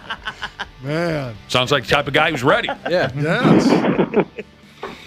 Andrew, you got a dog? We do not. I suppose you're on the road too much. Is that why you wouldn't have a dog in the house? That's correct. Yep. Any pets at all? 3 kids. They'll keep you busy. I read something here a minute ago that sickened me. Uh-oh. Yeah. Hang on to something. Kelsey. If it sickens you, it's got to be sick. You got that right. Well, not sick as in gross. Sick as in a noise. Kelsey is 2023's top trending dog name in America. Oh, gosh. Such a bad name for a dog. We've just gone completely off the rails. God, can we not do that anymore? I know, Randy, you're at your wit's end with this, too. I am so tired of it. I was tired of it when it started.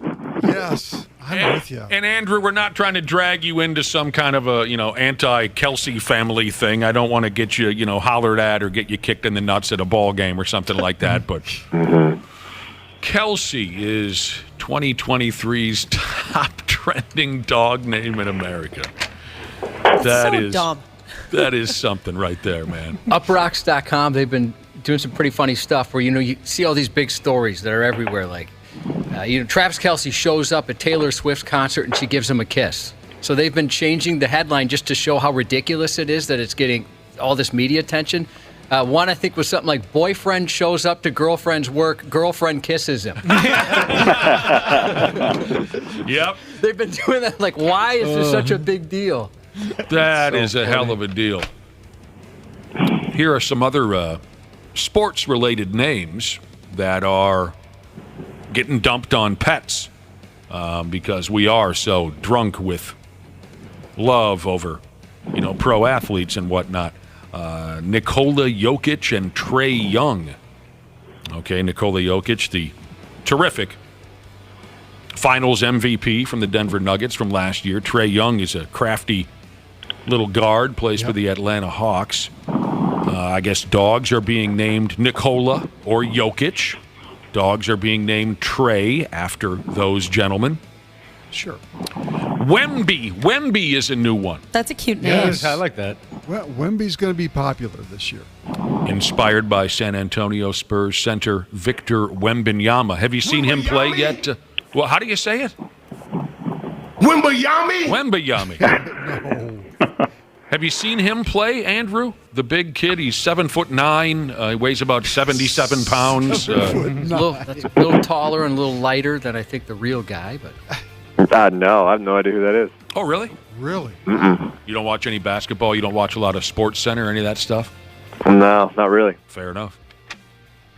But if you came up to a person, you're just randomly out taking a walk, and they have a cute little dog, and you're like, oh, what's their name? And they're like, oh, Andrew DePaola. I'd be like, oh God, that's weird. This is deep. Wouldn't you if someone named their dog after you? Wouldn't you think that's a little yes, strange? Yeah, absolutely. Sure. Yeah. So hopefully these paths never cross. The average schmo walking their dog running into Victor Wembanyama. Yeah, he'd probably. God, it's a little too stalkerish.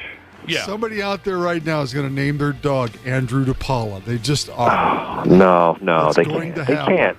That would be so mean for the dog. The dog deserves better. And then they're going to show up at a meet and greet and just stare at you. What would a quality of a dog have to be for you to accept that it would be a good name for a dog? What kind of dog would you be okay with? Right. Oh, no. Because here's what's going to happen. I'm going to tell you, and then the opposite is going to happen. They're going to get a little pug or some sort of bag dog. A little bag dog. If it was like a Great Dane or like a Doberman or sure, then you're proud, right? German Shepherd. I'm like whatever. Okay, it's kind of cool. Got some fierce to him. But still, I think I'd be a little weirded out. Just imagine Andrew DePaola gets bit by Andrew DePaola. Which one would be which? Now that's a headline. Josh has a couple of those Great Danes. He says they make fat turds in the yard. Oh, it's great. Everybody asks if, we're on it every day. They think you're out there making deuces. They say, ask if we have a horse. Yeah. It's ridiculous. Oh, gosh. Yeah, you'd want it and to be they're both male, so it's humbling, if you know what I'm saying. There's another male in there. Oh, no doubt. Yeah, you'd want it to be a cool-looking, big, tough dog if someone's going to name the dog after you. That would be, but it is a little freaky. It's a little too personal, I guess. I forgot I grabbed a clip from Jimmy Kimmel making a joke about the Kelsey thing. I'll play it, but I can't remember if it was funny enough to play. We'll find out together. Rover.com released their annual list of the most popular pet names in America. One of the new entries on the top dog names list is Kelsey, as in Travis Kelce, which is especially popular among white women in the middle of a full emotional breakdown. Oh, man. I'll bet he hates the extra attention of people naming their dogs after him. He Don't can't you? stand it. yeah. Cannot stand it. Poor guy. A lot of people are texting in. A lot of our listeners are texting in and saying, Depot. It's a cute name for a dog. Yeah. Well, our absolutely. next dog, I would seriously consider that. Andrew, would you be okay with it? Yeah, that would be fine. I think that's the whole nickname. I don't own it. It's not me. It's not my identity. Sort of thing. Yeah, that'd be fine. Yeah, Depot would be cool. This article here also says that a lot of folks are naming, specifically cats, I guess. I don't know why they're not dumping this name on dogs, but they're dumping it on cats. A lot of folks are naming that they can't let go of this either. Folks are naming their cats Gronk. God. And that sounds like more of a dog name than a cat name. That sounds more like a dog name. That's probably where they're going. It's the ironic thing. Oh, Is sure. that what they're doing there? Calling the 7-footer tiny. Andrew DePaola won't understand where I'm going with this, but Brad Ryder and Randy Shaver, maybe even Cubby or Dana, I'm sure will. Good friend of mine, a wonderful gal. Haven't seen her in a long time. She had I think it was a Great Dane. She had a Great Dane years ago that she named Rasho. Named after who? Rasho Nesterovich. Rasho Nesterovich, big center for the Timberwolves. She had a nice run here. They had a big Great Dane named Rasho. It's kind of cool. All right, there you go. By the way, that's not my leaf blower guy. That's It's somebody ours. else. We hired him. We got did you? We got one over here, Brad. Yeah, you think we don't have leaves over here, Brad? Come on. Now, you've been here. We don't even have windows over here. Actually, I was out in the parking lot leaving the other day, and they were probably rolling like 7 deep at a time out there, the leaf blower guys. They'll get her done. Those guys, they rule. They got it done fast, too. Their goal is to get her done. Andrew DePaola, we know you got to get going, so honestly, have a great Thanksgiving. Have a great game in Denver on Sunday and all that. We'll miss you. Hey, I'll miss you guys, but you guys enjoy your whole week off. You guys have an amazing Thanksgiving, and I cannot wait to talk to you guys again. It means a lot to us, brother. Heartwarming. It means a lot. We're thankful for you. Thanks so much. Thankful for you guys, and thankful for the listeners of the show. Absolutely. They're good people. Well a few of said. them are a little iffy, but they're good people overall. Thanks, Andrew. We'll talk to you. All right, guys. See ya. There he goes. All right, what do we got to do next? We got to get a listener on the air. We got to make some picks. Here's how this gimmick goes. Purple Pick'em, sponsored by the Next Generation 10G network, only from Xfinity. You listen at 9 and 3. You listen for that keyword to text in, and then maybe you'll get lucky and get picked to make predictions on the air like this next sumbitch. I don't have a lot of hope for the guy. For God's sake, he couldn't even pick a decent place to live. It's Joe from Watertown joining us on the program. Joe, are you there?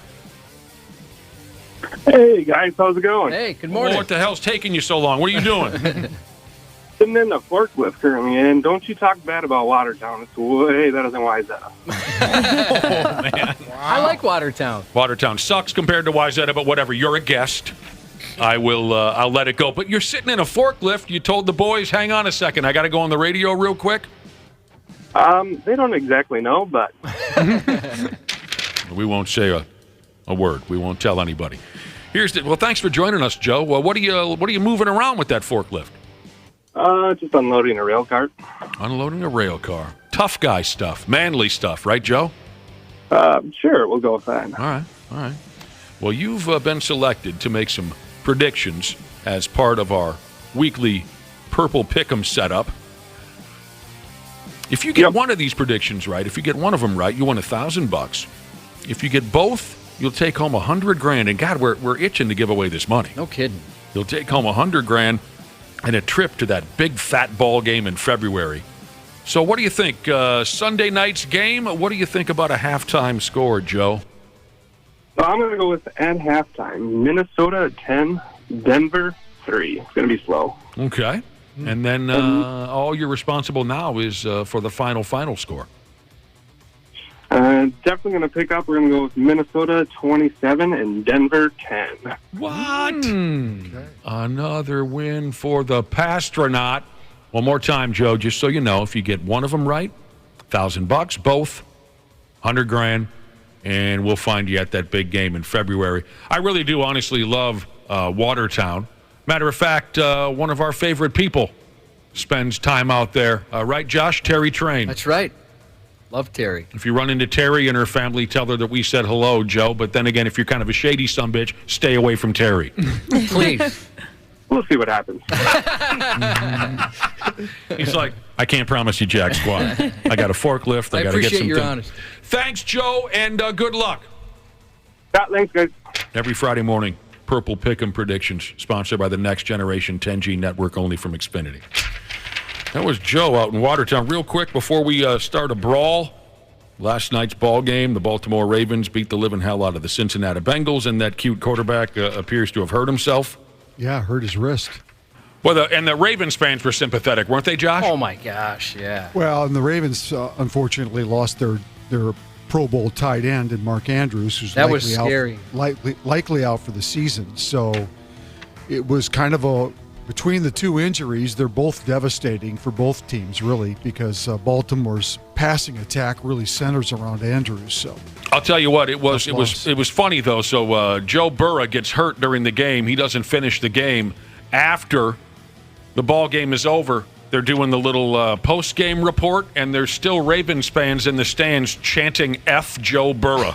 The thing, you're playing the Pittsburgh Steelers next, a division of another grinded-out game. They're going to try to run the because you're not going to put the ball in Kenny Pickett. I saw one woman had a really funny comment about that chant, the F Joe Burrow chant. She goes, "You guys, I'm trying, okay?" There's a lot of people trying. Yeah. There's a little controversy. There's a little controversy around this. People think that he was injured before the game. There's video going around of him wearing a cast or whatever coming into the stadium last night. Yeah. He was listed on the injury report as having an injury, a wrist injury, heading into the game, but had practiced, supposedly, in quotes, had practiced this week. So, anybody want to make a knuckle push-ups joke? You got it.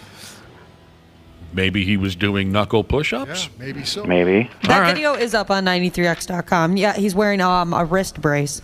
All right. Yeah, So, they pulled it from the team's website, right? Or didn't they have it on their Twitter feed? Yep. That's correct. Because I thought they didn't list him on the injury report, or they didn't list him serious enough or something. That's part of what the controversy is. Unfortunately, Golden Gopher basketball game never was played last night. Oh, my gosh. I was there. It never happened. Brad. I was never there. happened. What happened? How did Ben... They stopped running offense. That's my take. With about possible? 6 or 7 minutes left, they just ISO'd, and it was bad. It was brutal. Did Ben call enough timeouts to He try called to... them all. Well, and I'm not blaming him on this point either, but he called a lot early in the game, and so he only had 1 or 2 left late in the game. But they were up 59-39 with 11 minutes to go. Yep. They were up 20 with 11 minutes to go and ended up losing the game. I said earlier it was just disheartening as hell because I saw some good things from some guys. I like that little point guard. I saw some good things last night, and then it just, unfortunately, went straight down the toilet. They shot it was the so lights tough out. to watch. They Yes, shot they the did. lights out in the first half. I think they started 6 of 6 from 3, and they were. But then seriously, with about 6 or 7 minutes left, it just seemed like they stopped running their sets. You're right, moving. Brad Ryder. That's pretty much exactly what happened. They stopped moving. They stopped sharing the basketball. It just came to an end. I don't know how you just stop playing altogether, but that's what happened. I love Ben Johnson. I love Golden Gopher basketball, but that's on the coach right there. You're 100% right. That's on the coach. Yep. What were we doing there? Why was a freshman taking the 2 most important shots of the game last night? And the ball didn't move out of his hands the whole time. You're exactly right. Like he was LeBron or something. Yeah. I don't understand. It was horrible last night. We got to get going. We can't keep dwelling on it. It was horrible. Lots going on this weekend. The Wolves play New Orleans. The Pigs are in Nova Scotia or whatever. Golden Gopher football. Somehow they made it there from Sweden. We don't know how. And Ohio State. Golden Gopher hockey's got Notre Dame. Throw that switch, Grover.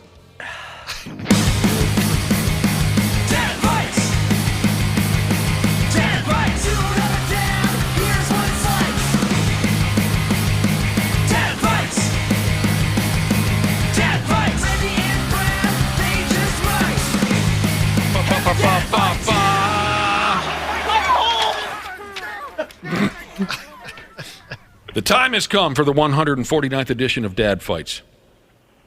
If you're not already down with this operation, our Dad Fights Trivia Showdown happens Friday morning at this time. KARE 11 television news anchor Randy Shaver faces off every week against the highly educated and well-traveled Brad Ryder. Which part are you laughing at? Both. I didn't make a sound, did I, Brad? No. Randy covered local sports for many years here in town before he sold his soul for that lead anchor squish. Brad spent quite a few years working for professional and collegiate teams here in the cities until the incident.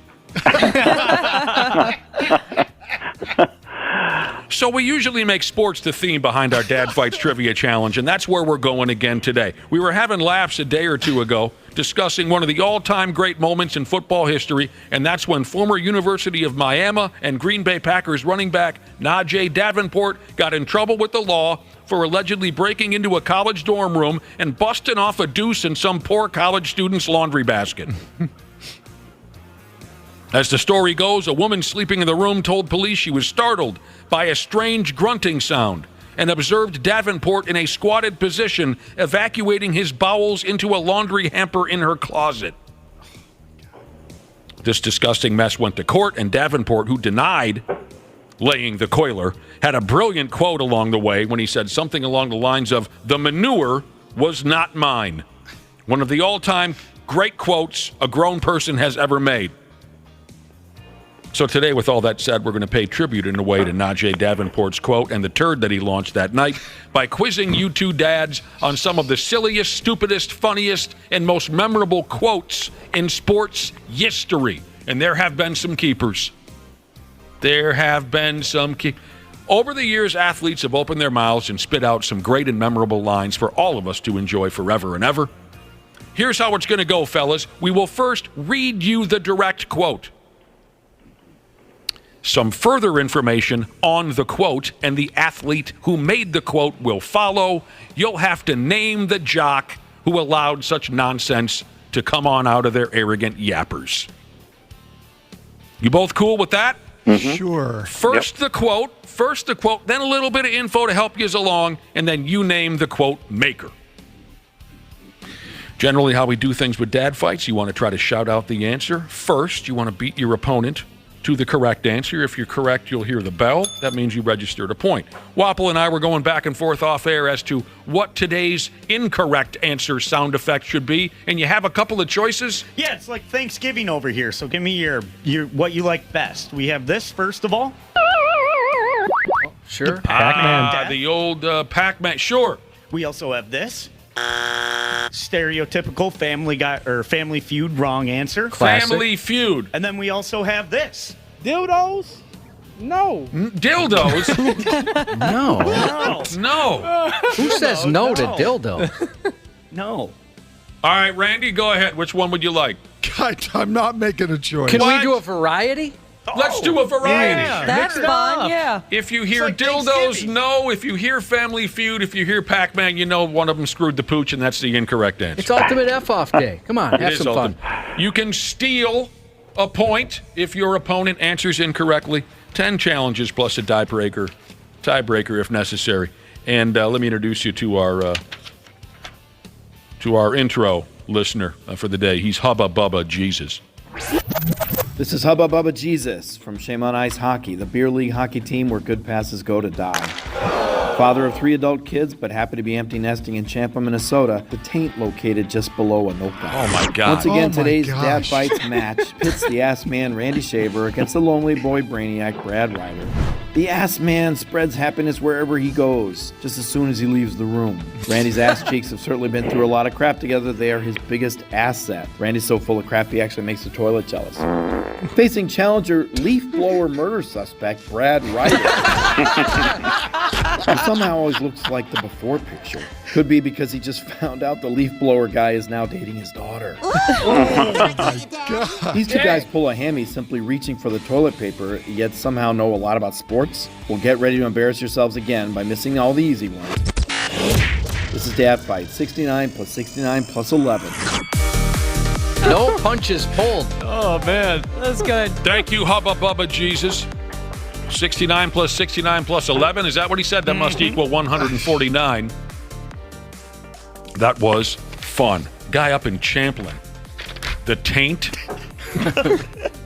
Located just below Anoka. I haven't heard that before. All right, it's the silly, stupid, hilarious, and memorable quotes from Athletes Edition of Dad Fights. Brad Ryder and Randy Shaver. Whenever you're ready, Cubby, God bless us. Let her buck. Here's your first quote. Well, I'm not one of them, so that's 49% right Ricky there. Henderson. How the hell do you know Wow. that? What the hell? I kind of had a feeling Randy was going to rule at this. That is correct. He said Ricky Henderson before you even done with the quote. Yeah. Huh. Yeah. So he responded to a question that was asked about a report revealing 50% of players using steroids. And he said, well, I'm not one of them, so that's 49% right there. Obviously, not a math whiz. Randy might get off the schneid today. Randy has lost a couple in a row. Has he not, Brad Ryder? And Brad's going to continue a streak of making excuses. Yeah, no, my excuse is he probably knows this better than I do, but I'll give it a shot. Ricky Henderson. According to Sports Illustrated, during one offseason, Henderson called Padres general manager Kevin Towers and left this message. Kevin, this is Ricky, calling on behalf of Ricky. Ricky wants to play baseball. That's right. Another infamous quote happened when he struck out during a game in Seattle. As the next batter was walking past him, he heard Henderson say, "Don't worry, Ricky, you're still the best." What a guy. One of the all-time greats when it comes to silly things falling out of your yapper. 1-0 Randy Shaver. Okay, your next quote goes like this. If you play against A.J. Pierzynski, you hate him. If you play with him, you hate him a little less. That famous quote came out the yapper of a former big league player and manager who managed a World Ozzie Guillen. Oh, there you go. Who managed a World Series with AJ in his starting lineup in the year 2000+5. That is correct, Brad Ryder. Ozzie Guillen. And we're tied at 1. Ozzie hasn't really had another crack at managing after getting canned by the Marlins in 2012. Unfortunately. He's just a little too nutty. Yeah. I think they like a little bit more stability. He's a little too nutty for today's sports, but Ozzie was built perfectly for his era. He just didn't give a rat's ass and ran a little hot. Showed up drunk a few times, I think, Ozzie Guillen. 1-1. Nice job, Brad Ryder. I like the national anthem. I listen to it about 82 times a year. That was the response from this 7'6", 9-time NBA All-Star when asked if American music was growing on him after playing professional ball in his native China. Yao Ming. Brad. Yeah. What? Yeah. Wapple's the guy. Wapple says Brad. Weighing 11 pounds at birth in 1980, it said Yao weighed more than twice as much as the average Chinese newborn that year. He's a big dude. You stood right next to the sumbitch once, didn't you, Josh? It was embarrassing. That was hilarious to see. I was right at crotch level. That was so embarrassing. Imagine if he would have farted. I would have benefited from that. You may have just dropped dead on the spot because Josh was standing right next to Yao Ming. How stupid did that look? It looked hilarious. Who brought the baby on the court? Missouri had a guy last night that was 7'5". Yeah. Oh, wow. Yeah. Yeah. Big dude. Yep. What is that now? 2-1, Brad? That's correct. Brad got that last one right, Yao Ming, so it's 2-1, Brad. Here is your next quote that's the gimmick we're going with this time around. Oddball, hilarious quotes from sports figures. Here we go. If the NBA were on Channel 5 and a bunch of frogs making love was on Channel 4, I'd watch the frogs even if they were coming in fuzzy. The all-time great college basketball coach who made that statement obviously wasn't a fan of the NBA, nor did it seem he was a fan of anything Bobby Knight. There's Brad again, taking a 3-1 lead. Nor was he a fan of anything or anyone other than himself. The quote was made when he was asked if he followed basketball at the professional level. If the NBA were on Channel 5 and a bunch of frogs making love was on Channel 4, I'd watch the frogs even if they were coming in fuzzy. That's pretty funny. That is good. By far not the only time he said or did something that rubbed folks the wrong way. You're correct, Brad Ryder, Bobby Knight. I don't believe in damn curses. Wake up the Bambino and have me face him. Maybe I'll drill him in the ass. That blunt assessment by this Dominican-born Hall of Fame pitcher occurred. Pedro Martinez. Brad. Ah, dang you guys. That is the correct answer. Pedro had a quote that once came back to bite him when asked about poor performances against the Yankees. He said, I mean, what can I say? Just tip my hat and call the Yankees my daddy, which led to Yankees fans chanting, who's your daddy, whenever he took them out. I love that. You guys are good. I can't believe you're pouncing on these so fast. And the score has now been changed to what, Wapple? 4-1, Brad. God damn. All right, here's an interesting one. We're up to number 6 now. Here's an interesting one. I'll be wildly impressed if you guys are on this one. Here's the quote. The real tragedy was that 15 hadn't been colored in yet. That line gets much better when you hear the setup. It came out the yap of a big-time college football coach. His funny line came after a reporter informed him that Steve Spurrier. Nice. I don't even understand what's happening. Wow. I don't know how he got that. Steve Spurrier is correct. The funny line came after a reporter informed him that there had been a fire in the library at rival Auburn University that damaged 20 books. And again, the line, the real tragedy was that 15 hadn't been colored in yet. I get it now. He was always good for lines like that. Yeah. He had some ball coach. The old ball coach. The old ball coach. He had the old ball coach. Who was that? He had some clever stuff. One of his best lines came when he was coaching at South Carolina. This one got me. He was asked about playing the Georgia Bulldogs so early in the season every year.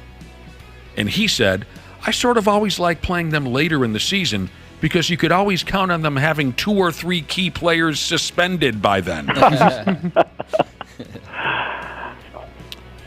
Very clever guy. That makes it 4-2. That makes it a game again. Nice job, Randy Shaver. Your next quote goes like this. It's for all the marbles. I'm sitting in the house loading up the pump. I'm loading up Kevin Garnett. Kevin Garnett is the correct answer. That's a good one. What else was he loading up? Yeah, should we do the whole thing? It's kind of it's wild. It's a classic. I'm loading up the Uzis. I've got a couple of M16s, couple of 9s, couple of joints with some silencers on them, couple of grenades, got a missile launcher. I'm ready for war. Kevin Garnett. At some point, he just stopped realizing what he was saying and just babbled. The dude, he would come off just red hot sometimes. Do you think he had some of that prepared, or is he just that good at thinking on his I don't think he knew any of what he was going to say. No. Yep. Off the top of his That's head. what made him great. Yeah. Okay. Couple joints with some silence. Why would you have to put a silencer on a joint? No. Are we up to 5-2? Finish it. The score? Yep. Brad Ryder in the lead. Yep. Brad can wrap it up. Okay, here's your next quote. Nobody in football should be called a genius. Joe Theismann. Nice. Wow. Holy cow, Randy. That's impressive. Norman Einstein is what he said. Randy's right. That quote's amazing. Randy's right. The full quote is, nobody in football should be called a genius. A genius is a guy like Norman Einstein. Yes, it's a great quote. I've never heard that one before. Yeah, it's a great quote. I had heard it before, and Randy's right. Joe Theismann. I hope you don't mind me saying so, Nick, but there was a little while ago, you had said, you asked me how to spell genius. And do you remember why? Somebody texted you something and you wrote back because I'm a genius and you misspelled genius. Yes, I remember that. You're like, no. No, I remember that. Kind of takes the bite out of that. Oh, I cleared it up before I sent the... Oh, no, I did not. I sent the text. You'd already sent, because you asked me after you sent it, because you were reading back and thought, I think I spelled that wrong. See, that's when you act like you did it on purpose. I'm not the greatest speller. Randy's still alive. He's got to keep getting correct answers, though, by damn. My style is impetuous. Mike Tyson. So glad you caught that. Here he comes. My defense is impregnable, and I'm just ferocious. I want his heart. I want to eat his children. Mike Tyson is the correct answer. I remember watching that live when he said he wanted to eat Lennox Lewis's children. And I'd never heard anyone say anything like that in my life. It completely threw me. Yeah, that'd throw anybody, I think. want to eat his children. How do you say that? Years later, Tyson said he regretted admitting he likes to eat children. For the record, Lennox Lewis has 4 kids, but his first, Landon, was born in 2004, so 4 years after Tyson's interview. Oh, he's playing the long game. Okay. Okay. It is now 5-4 Brad Ryder. If Randy can get this one, we'll be going to a damn tiebreaker. And it goes like this. I've won at every level except college. Charles Barkley. I'll wrap it up here and read the whole question for Brad Ryder. And it's confusing for sure, this quote. I've won at every level except college and pro. But nobody in Los Angeles cared in the summer of 1996 when the quote maker signed a 7-year, $121 million contract to play basketball with the Lakers. Shaquille O'Neal. Fatality. We have a winner of Dad Fights, part 149. Brad Ryder wins the game 6-4 with the correct answer of Shaquille O'Neal. Randy, you tried to jump in there with Chuck Barkley. I was just right TV show. Sounds like something he'd say. Last week you jumped in with Barkley too on the weed whacker thing. Oh, yeah. That was something when Shaq made that comment. Hey, I've won at every level. Well, except college and pro. He went on to win 3 titles with the Lakers. And he's had some great quotes up and down. I highlighted one more from Shaq that I really liked. Some things you can't question, Shaq said. Like you can't question why 2 + 2 is 4. So don't question it. Don't try to look it up. I don't know who made it up. All I know is it was put into my head that 2 + 2 is 4. So certain things happen. Why does it rain? Why am I so sexy? I don't know. That was a good game, boys. I'm disappointed you didn't use the quote from Muhammad Ali, which is one of my favorites. Go ahead. I've seen George Foreman shadow boxing in the Shadow One. That was a good one. I'm disappointed you didn't use the Christian Leitner one. Well, you just mentioned that a couple days ago, didn't you? I know. Yeah. Oh, sure. There were the Yogi Berra and who am I missing? There was one that just came to mind and I lost it. There's plenty of great sports quotes over the years. I thought our tiebreaker I could get maybe 2 words out of. Oh, you'd get it. Well, it for would sure take 1. 4, after 4. I think it would only. Oh, I see what you mean. Yeah. Go ahead. Go for it. We're talking about practice. Allen Iverson. Yeah. That was such a great rant. He was a different kind of a guy. He was. Well, there you go. Or the Bum Phillips one. It was something about why does he take his wife on the road trip or something? And he said because she's too ugly to kiss goodbye. That is. Thank you for remembering that. One of the great characters of all time, Bum Phillips.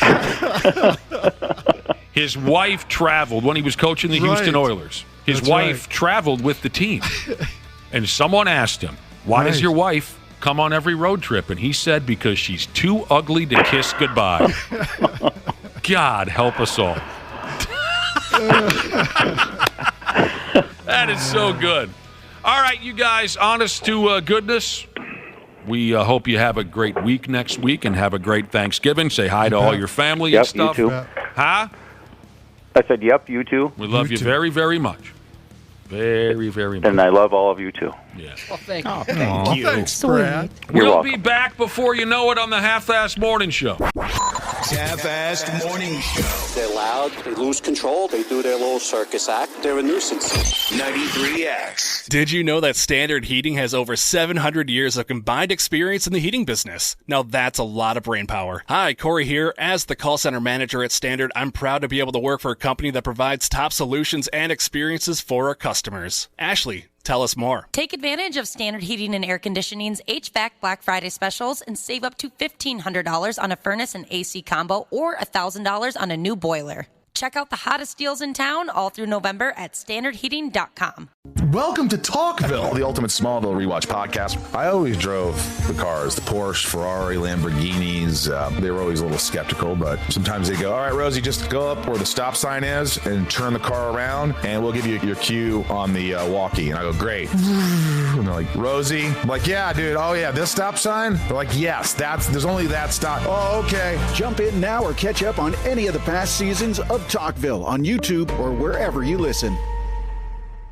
Half-assed morning show. 69. This show sucks. Who are you, fart knockers? 93X. It's a hell of a deal.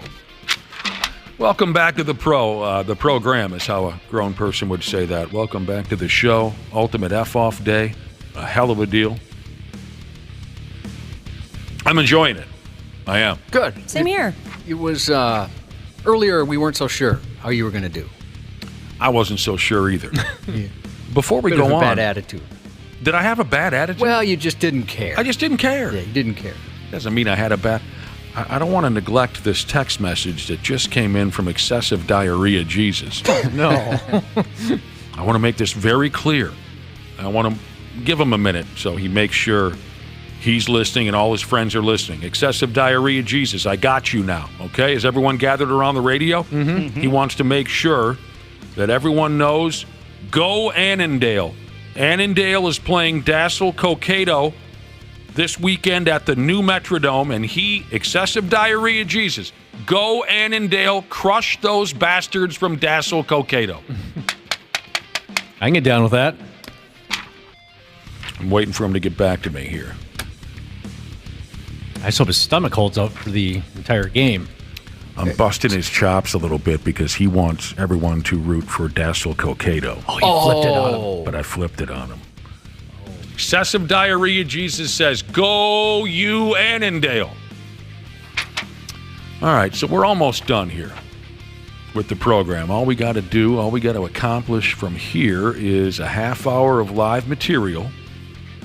And then for me personally, I'm going to have to go ahead and cut 17 60-second commercials, and then I'm out of here. That's a big stack of papers out there on the table. Yeah.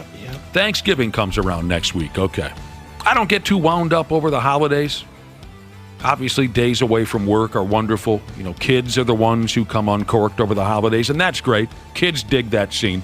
Speaking of kids and family get-togethers, I thought we should discuss a fascinating video that everybody's talking about, just in case you don't already know.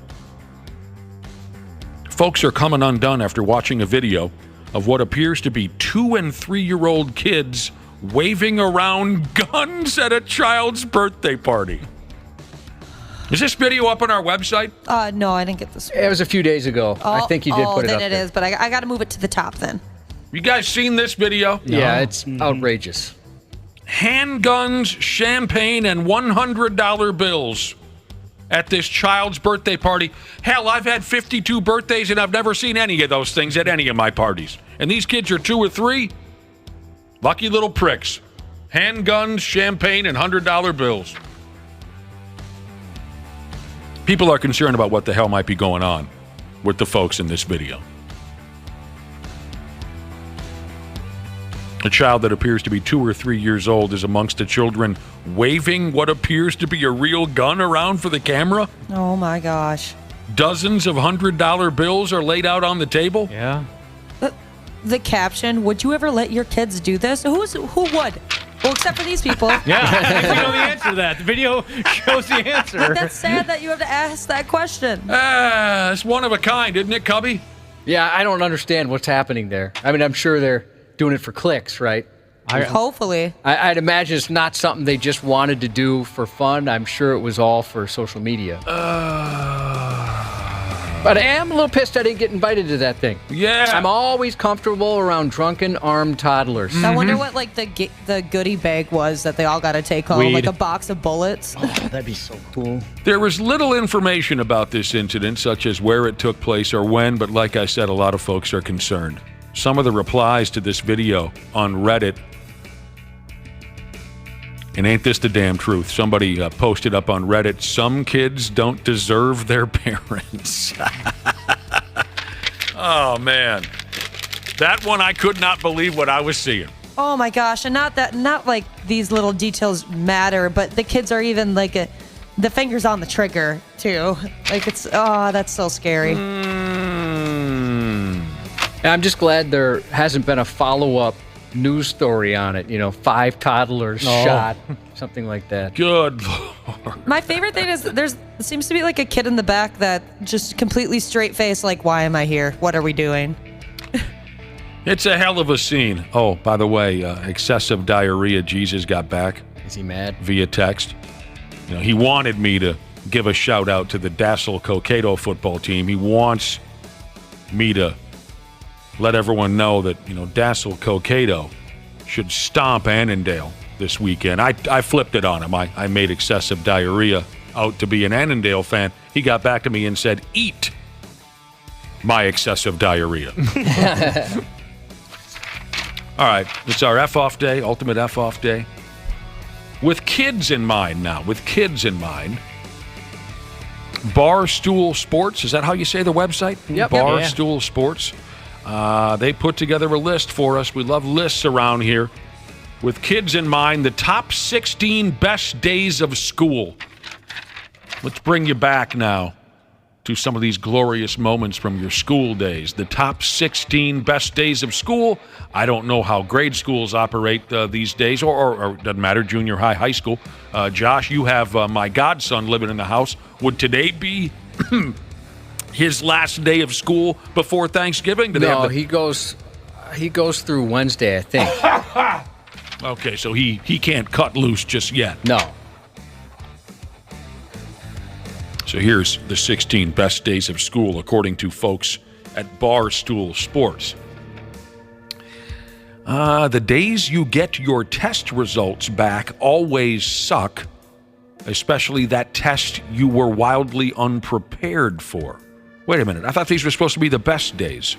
Yeah, that doesn't sound like a best day. No, it sounds like one of the bad days. Maybe that's why it's down to number 16. Okay, I guess I'll have to. Be on the list, it shouldn't be on the list at all. Test stuff. Oh, man. That's always nerve-wracking. Well, not for all of us. I guess I never really cared once I got it back. Like if it was like a week already passed and I was just finding out my score. It never really, I was like, oh, that test that we took? Yeah. I was always unprepared. I was kind of notorious for this gimmick because I was always wildly unprepared for any of those big tests. You know that gimmick where you had to fill in a B, a C, or a D? Yep. Scantrons. Pardon me? They're called Scantron tests. Scantrons. Because I had no idea what I was looking at, I would just punch in AC/DC, followed by DC Cab, was a famous comedic film in the early 80s. Josh knows what I'm talking about. So that's what I did with the multiple choice of A, B, C, or D. I would just punch in AC/DC, DC Cab over and over again. You following how I might have done that? Yeah. I don't know if it's true or not, but I always heard if you just go straight down the line and C, you got pretty good odds. Really? Like C was the one. So I was working too hard. Yeah, maybe you got good grades because of that. Also, a great day for kids at school, one of the best days of school. Parents' Career Day, the day where either your parents or other parents came in and talked about their job. I have very vague memories of that kind of setup. Anyone remember a great career day? We never had those. We ever had it. Oh, really? We had it. Yeah, we always did. Mm-hmm. It was always fun. I loved it. Yeah. I mean, I remember once or twice a parent coming in to talk to us. I believe that gimmick was just called show and tell. I don't remember a specific career day. Show and tell for us was just the kids, right? You'd bring in something like your favorite rock or whatever it is. This is my favorite blanket. Your gat. You bring in your gat. Oh, sure. And some Cristal. The day after your crush became your girlfriend. Oh, that was always fun. And you got to parade around school with your lady or your little boyfriend. Why was it nerve-wracking? Because it's like, oh my gosh, are we gonna go hold hands? Is he gonna give me a hug? That kind of stuff. Maybe that's something you should have worked out on the phone the night prior. Yeah. Oh my gosh, yeah, that used to be a thing. Well, we used to on AOL. Pardon me? Oh my gosh, are we gonna hug tomorrow? Oh, we're totally gonna hug tomorrow. You're all nervous at the end of the day because it hasn't happened yet. We used to have to write notes. Are we going to hug tomorrow? Circle yes or circle no. And then you have your friend deliver it. Well, yeah, he couldn't deliver it himself. That's terrifying. Did you guys ever have your friend break up with someone for you? Oh, sure. Yeah, that was No. what was that? That's so terrible. I never had to worry about those problems. I'm sorry, No, Wapple. you were without female company up until you were nearly 30. Ashley, isn't that how you broke up with Louis Varland? You had or he broke up with you because a friend came to you. That kind of. Yep, that's how it works. I don't think we pulled that move. I think we had the balls to just walk up and say it's over. When you get to leave school for something or another, and you come back with fast food for lunch. Oh, that was Oh, heck yeah. If you had a dentist appointment or something, and then your mom stops at like McDonald's or Subway, you were so cool. It was even better when you were like junior or senior in high school, because then you would go to your, you'd drive to your appointment, and then you would come back with whatever you wanted, and you might be a little high. Well, you might be a little. Other kids were jealous that you came back to school with fast food. Who here, I'm guessing Cubby, I think we've discussed this before. Did you have a closed campus? Yeah, until my senior year. Dang. Mine was closed all the way through. Yeah, ours was always closed, but I just left. Oh, so that's why your fast food is such a treat. Yeah, no, we were not allowed to leave. They had that thing pretty locked down. Why? Columbine? Yeah, I'm guessing Columbine probably had a lot to do with that. They really knew that if they let us leave, we weren't coming back. That's exactly what happened. Yeah, a kid got hit on our highway, so they put a kibosh to that. Oh, none of you guys had an open campus? No. Oh, we could go wherever the hell we wanted, whenever we. So that's why fast food wasn't a big deal, because we'd go to fast You'd food do that joint. every day. Every day we went and got fast food for lunch. And yeah, sometimes we wouldn't come back. So what? It was great. Once again, my senior year, I had foods class in the block hour. So it was my hour-and-a-half class. Oh, yeah? And it was that class that took up lunch. So you would leave halfway through and go to lunch. I'd be like, no, I'm just making my own food here. That is really cool. It was Heck yeah. badass. And then after that, I had outdoor education, so I'd get high. Nothing like getting really full and then running around in outdoor education. Josh, do you think that's the first time ever someone has referred to making their own food in school badass? It stuck out, yes. All right, now here's the deal. We're rolling through the best days of school from when you were a kid. Now, here's something that I don't ever remember experiencing, but maybe you guys maybe did, with the difference between open campus and closed campus and the difference in ages between some of us. On the list here is the day you got a class reward and got to have a pizza party in class. We never had pizza parties. Oh, yeah, we did those. Mm-hmm. That was always a special day. Probably because we could just go get a pizza whenever we wanted to. I don't know.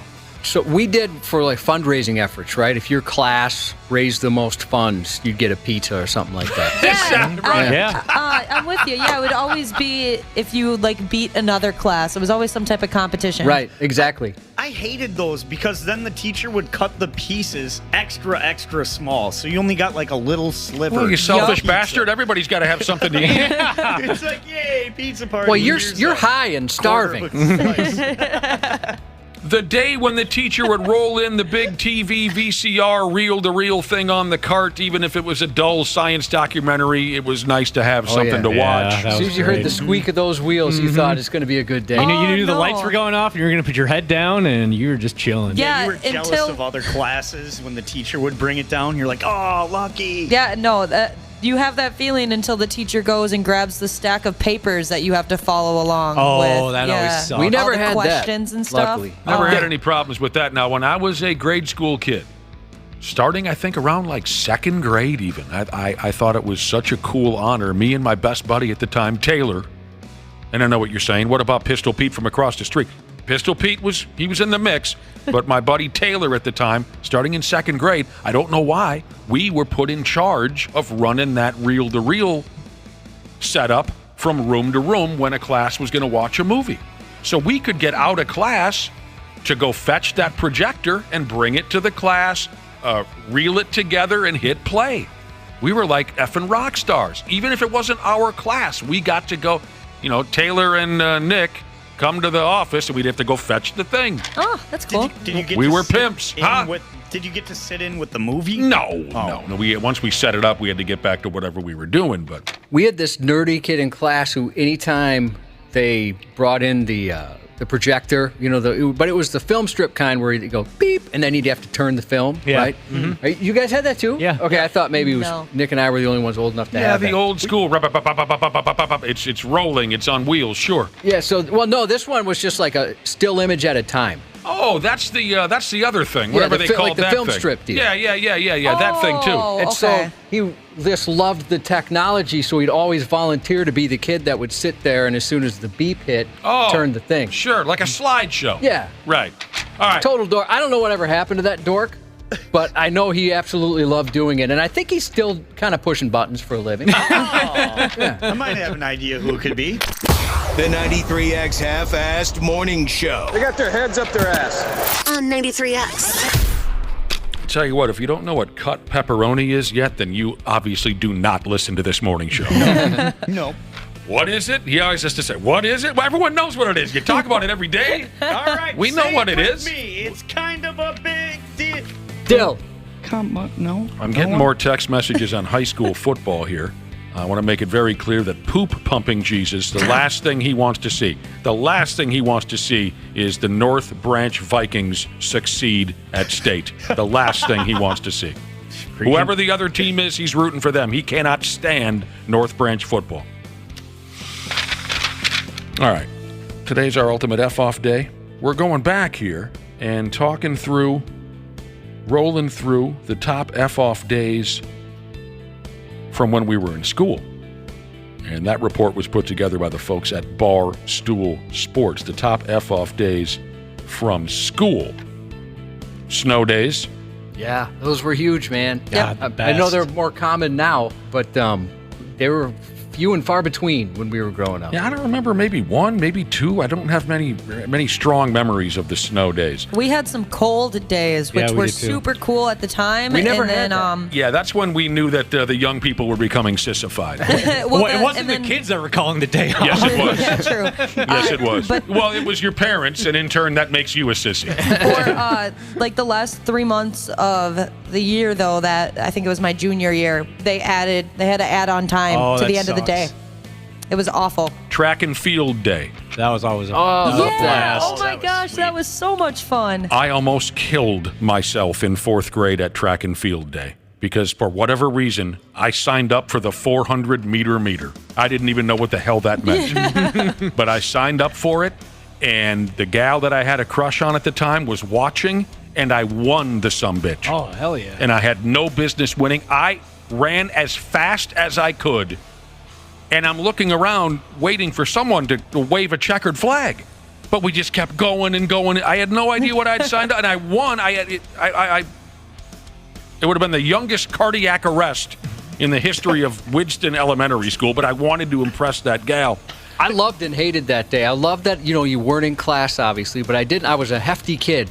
And so I wasn't necessarily the best runner. So that part was tough. Yeah, Sure. I feel you, Josh. I was a chubbier child, so there was a downside to the track and field day. I didn't experience this, and I think this came up not that long ago on our program. I have no memories of whatever book fair day is. That was the first thing that came to my mind was book fair day. That was sweet. I liked it too. Yeah. Because they'd always have Michael Jordan posters. And so, you're not really interested in the books necessarily. It's everything else you can get. The Vikings pencils or something. I always wanted those science kits, the at-home science kits, and my mom would never let me buy them, which, it makes sense. They'd be a complete mess. Manny Fernandez wild poster I had. Oh, that was so cool. Oh, and then you'd have those couple of kids in your class that, their parents sent them with money, and my mom would just wait until school conferences and maybe buy me a book. But yeah, they'd be in there buying all the cool pencils and erasers. Never saw it. Next up in the best days of school rundown, the best days of school. Special lunch day, it says here, where they don't serve the same old garbage and they offer up something special. We never had that. No, yeah, we didn't either. That never happened. The last day of school before Christmas break, of course. That was a great one. You're pumped. Except when they made us watch Old Yeller in 3rd grade. That is so messed up that they made you watch that before you went on break. Like, all right, parents, have fun dealing with We this. never watched that. Oh, dog movie. This is great. Then all of a sudden the dog gets shot. If they were smart, they knew if they didn't show you a dog death video, you would have been climbing the walls. You know what I mean? Let's dummy the excitement down a little bit. Get these friggin' little bastards a taste of real life before they get out of here. The day after you got a brand new outfit and you couldn't wait to show it off. Well, we wore uniforms, so that did nothing for me. You got a new outfit, and you got to that. show it off the next day. That's an exciting one for the young people.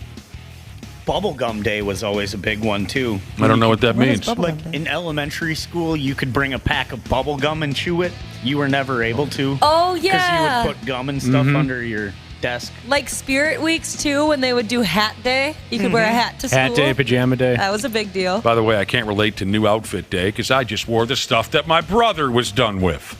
Oh, yeah, for me, it was an older cousin. Sucks. Cheap bastards, some New bitches. hand-me-down day. This is good. Any day where there was a fight in the hallway. Yeah. There was almost never fights in grade school. There were a lot. In high school, I don't remember much more than one. High school is when stuff started getting a little too serious. My favorite fight from high school was student versus janitor. I got to be ringside for that one. That's a core memory. Sure. Anytime you walk into class and see a substitute teacher. We tortured the substitute teachers. God, I felt bad them. for subs. Yeah. Drove one of them to tears. We had a couple that were great, though. I mean, it was so much fun having them in, but you're right, Nick. Gosh, they get beat up. Were they like repeat ones where you'd walk in and you'd see them and you're like, oh, Miss So-and-so's here today? Yeah, one was an older guy, and if you know who Vincent Price is, he looked a lot like Vincent Price, but he was in like music videos. He'd be the old guy. He was in a Prince video and stuff like that. So he would show us these music videos, and we thought that was the coolest thing ever. He was like a local, he'd do a lot of local theater and stuff. Cool. We had the movie phone guy. Are you serious? Yeah, and then I brought this up on air, and a bunch of people started texting in and saying that was the actual guy. That's really cool. Yeah, he would, when he was doing roll call, he would say everyone's name like that. I had a sub that If you'd like Andrew Wobble to stand up, let's run. I have a sub that was super memorable, but not for like anything cool. He had like these tennis shoes that he like cut up and made into sandals. Oh. And I felt so bad for him because I was like, dude, you can't be doing that in like a high school classroom. We were brutal to the substitute teachers. I wonder if it's the same nowadays. And I remember when one of them ran away crying. Oh no. Oh jeez. We never made did that. we made her not only cry but run out of the room. You broke her. But what we forgot, Ashley, was that her husband was a real teacher there. No. So she went straight and told her husband what we were up to, and then he came in the room and said, "I'll choke you bastards. I'll kill you if you talk to my wife like that again." We forgot all about that. Oh, that was like mission accomplished for you guys. Wow. Dude. Oh, it's messed up. I'll never forget. She just, and we thought, yes. And then someone said, her husband's down the hall. And we said, no, God dang it. Why didn't you remind us that her husband was down the... and of course, number one on the list of the best days of school, the last one, the last day of school. You want to talk about when we were serious dicks? The last day of school. I also liked Dr. Seuss's birthday because they always did fun stuff on that. They'd make us like green eggs and ham and all that. I don't know what the hell you're talking about. Yeah. I don't have any idea. A rectal arson Jesus says, what about that day at school where you found a nice secluded bathroom and you could pleasure yourself in peace without fear of getting caught? What the hell are you talking about? Whacking off at school? I thought you said this is a safe bathroom to go take a dump in where none of your buddies are going to walk in. I didn't know he was going that route. No way I would jack it at school. No way. If you got caught or something, Did you guys have that one kid? There was We always had that there one was a kid. rumor. No. There was a rumor that a kid did it on the back of the bus. He was on the football team, and they're on the way home from a game. Nobody. And supposedly, but there's no way he did. Nobody tugged off at school, Ashley. Yeah, there was rumors that this guy did it like every day. Never happened. I feel bad for him. I hope he's doing good. We hope everyone has a great Thanksgiving. I've had enough of this nonsense. Definitely. Stay safe to all the hunters getting ready for Wisconsin rifle season starting tomorrow from your friends here at 93X. And hold my beer and watch this, Jesus. Welcome to the Brotherhood, a new listener, least favorite division, Jesus, and congratulations on your retirement. Shout out to Gravy and Goon, a.k.a. Grady and Gunner, turning 6 next Friday from Two Sets of Twins, Jesus. Medical Device Jesus texted in earlier and said, I always appreciate you guys taking time off to celebrate my birthday, but it's not really necessary. He's 40 on Wednesday. Happy birthday to you. Yeah, it's hard to believe, isn't it? Yeah, oh my gosh. He's far too immature for that. Happy 41st Monday to Johnny from your girlfriend, Wisco Tender, Cat with a K, Jesus. Happy birthday this Sunday to soon-to-be Dirty 38, Jesus. Happy 41st Sunday to Dusty Bones, who refers to you, Ashley, as his future ex-wife. So sweet. Another Sunday birthday. Have a great birthday to Listening My Whole Life, Jesus, from Say My Name, Jesus. Wisconsin Blind Guy Jesus texted in a birthday shout-out to his smoke show wife, Becca. All sacked, no shaft, Jesus. Let us know he's wishing his brother hanging below the knees, Jesus, a happy birthday, and wanted to remind him that he's getting older and his wiener is getting smaller. And have a great Thanksgiving, brother and sisterhood. Of course, we'll miss you. We'll miss each other, and sure hope you'll be back with us in a little over a week. Happy Thanksgiving. The 93X Half-Ass Morning Show. 93. The 93X Half-Ass Morning Show podcast is sponsored by Standard Heating and Air Conditioning. New episodes drop each weekday. If your podcast platform has ratings, go ahead and give us 5 stars and maybe give our enemies 1. Thanks, and here's a word from our sponsor. Take advantage of Standard Heating and Air Conditioning's HVAC Black Friday specials and save up to $1,500 on a furnace and AC combo or $1,000 on a new boiler. Check out the hottest deals in town all through November at standardheating.com.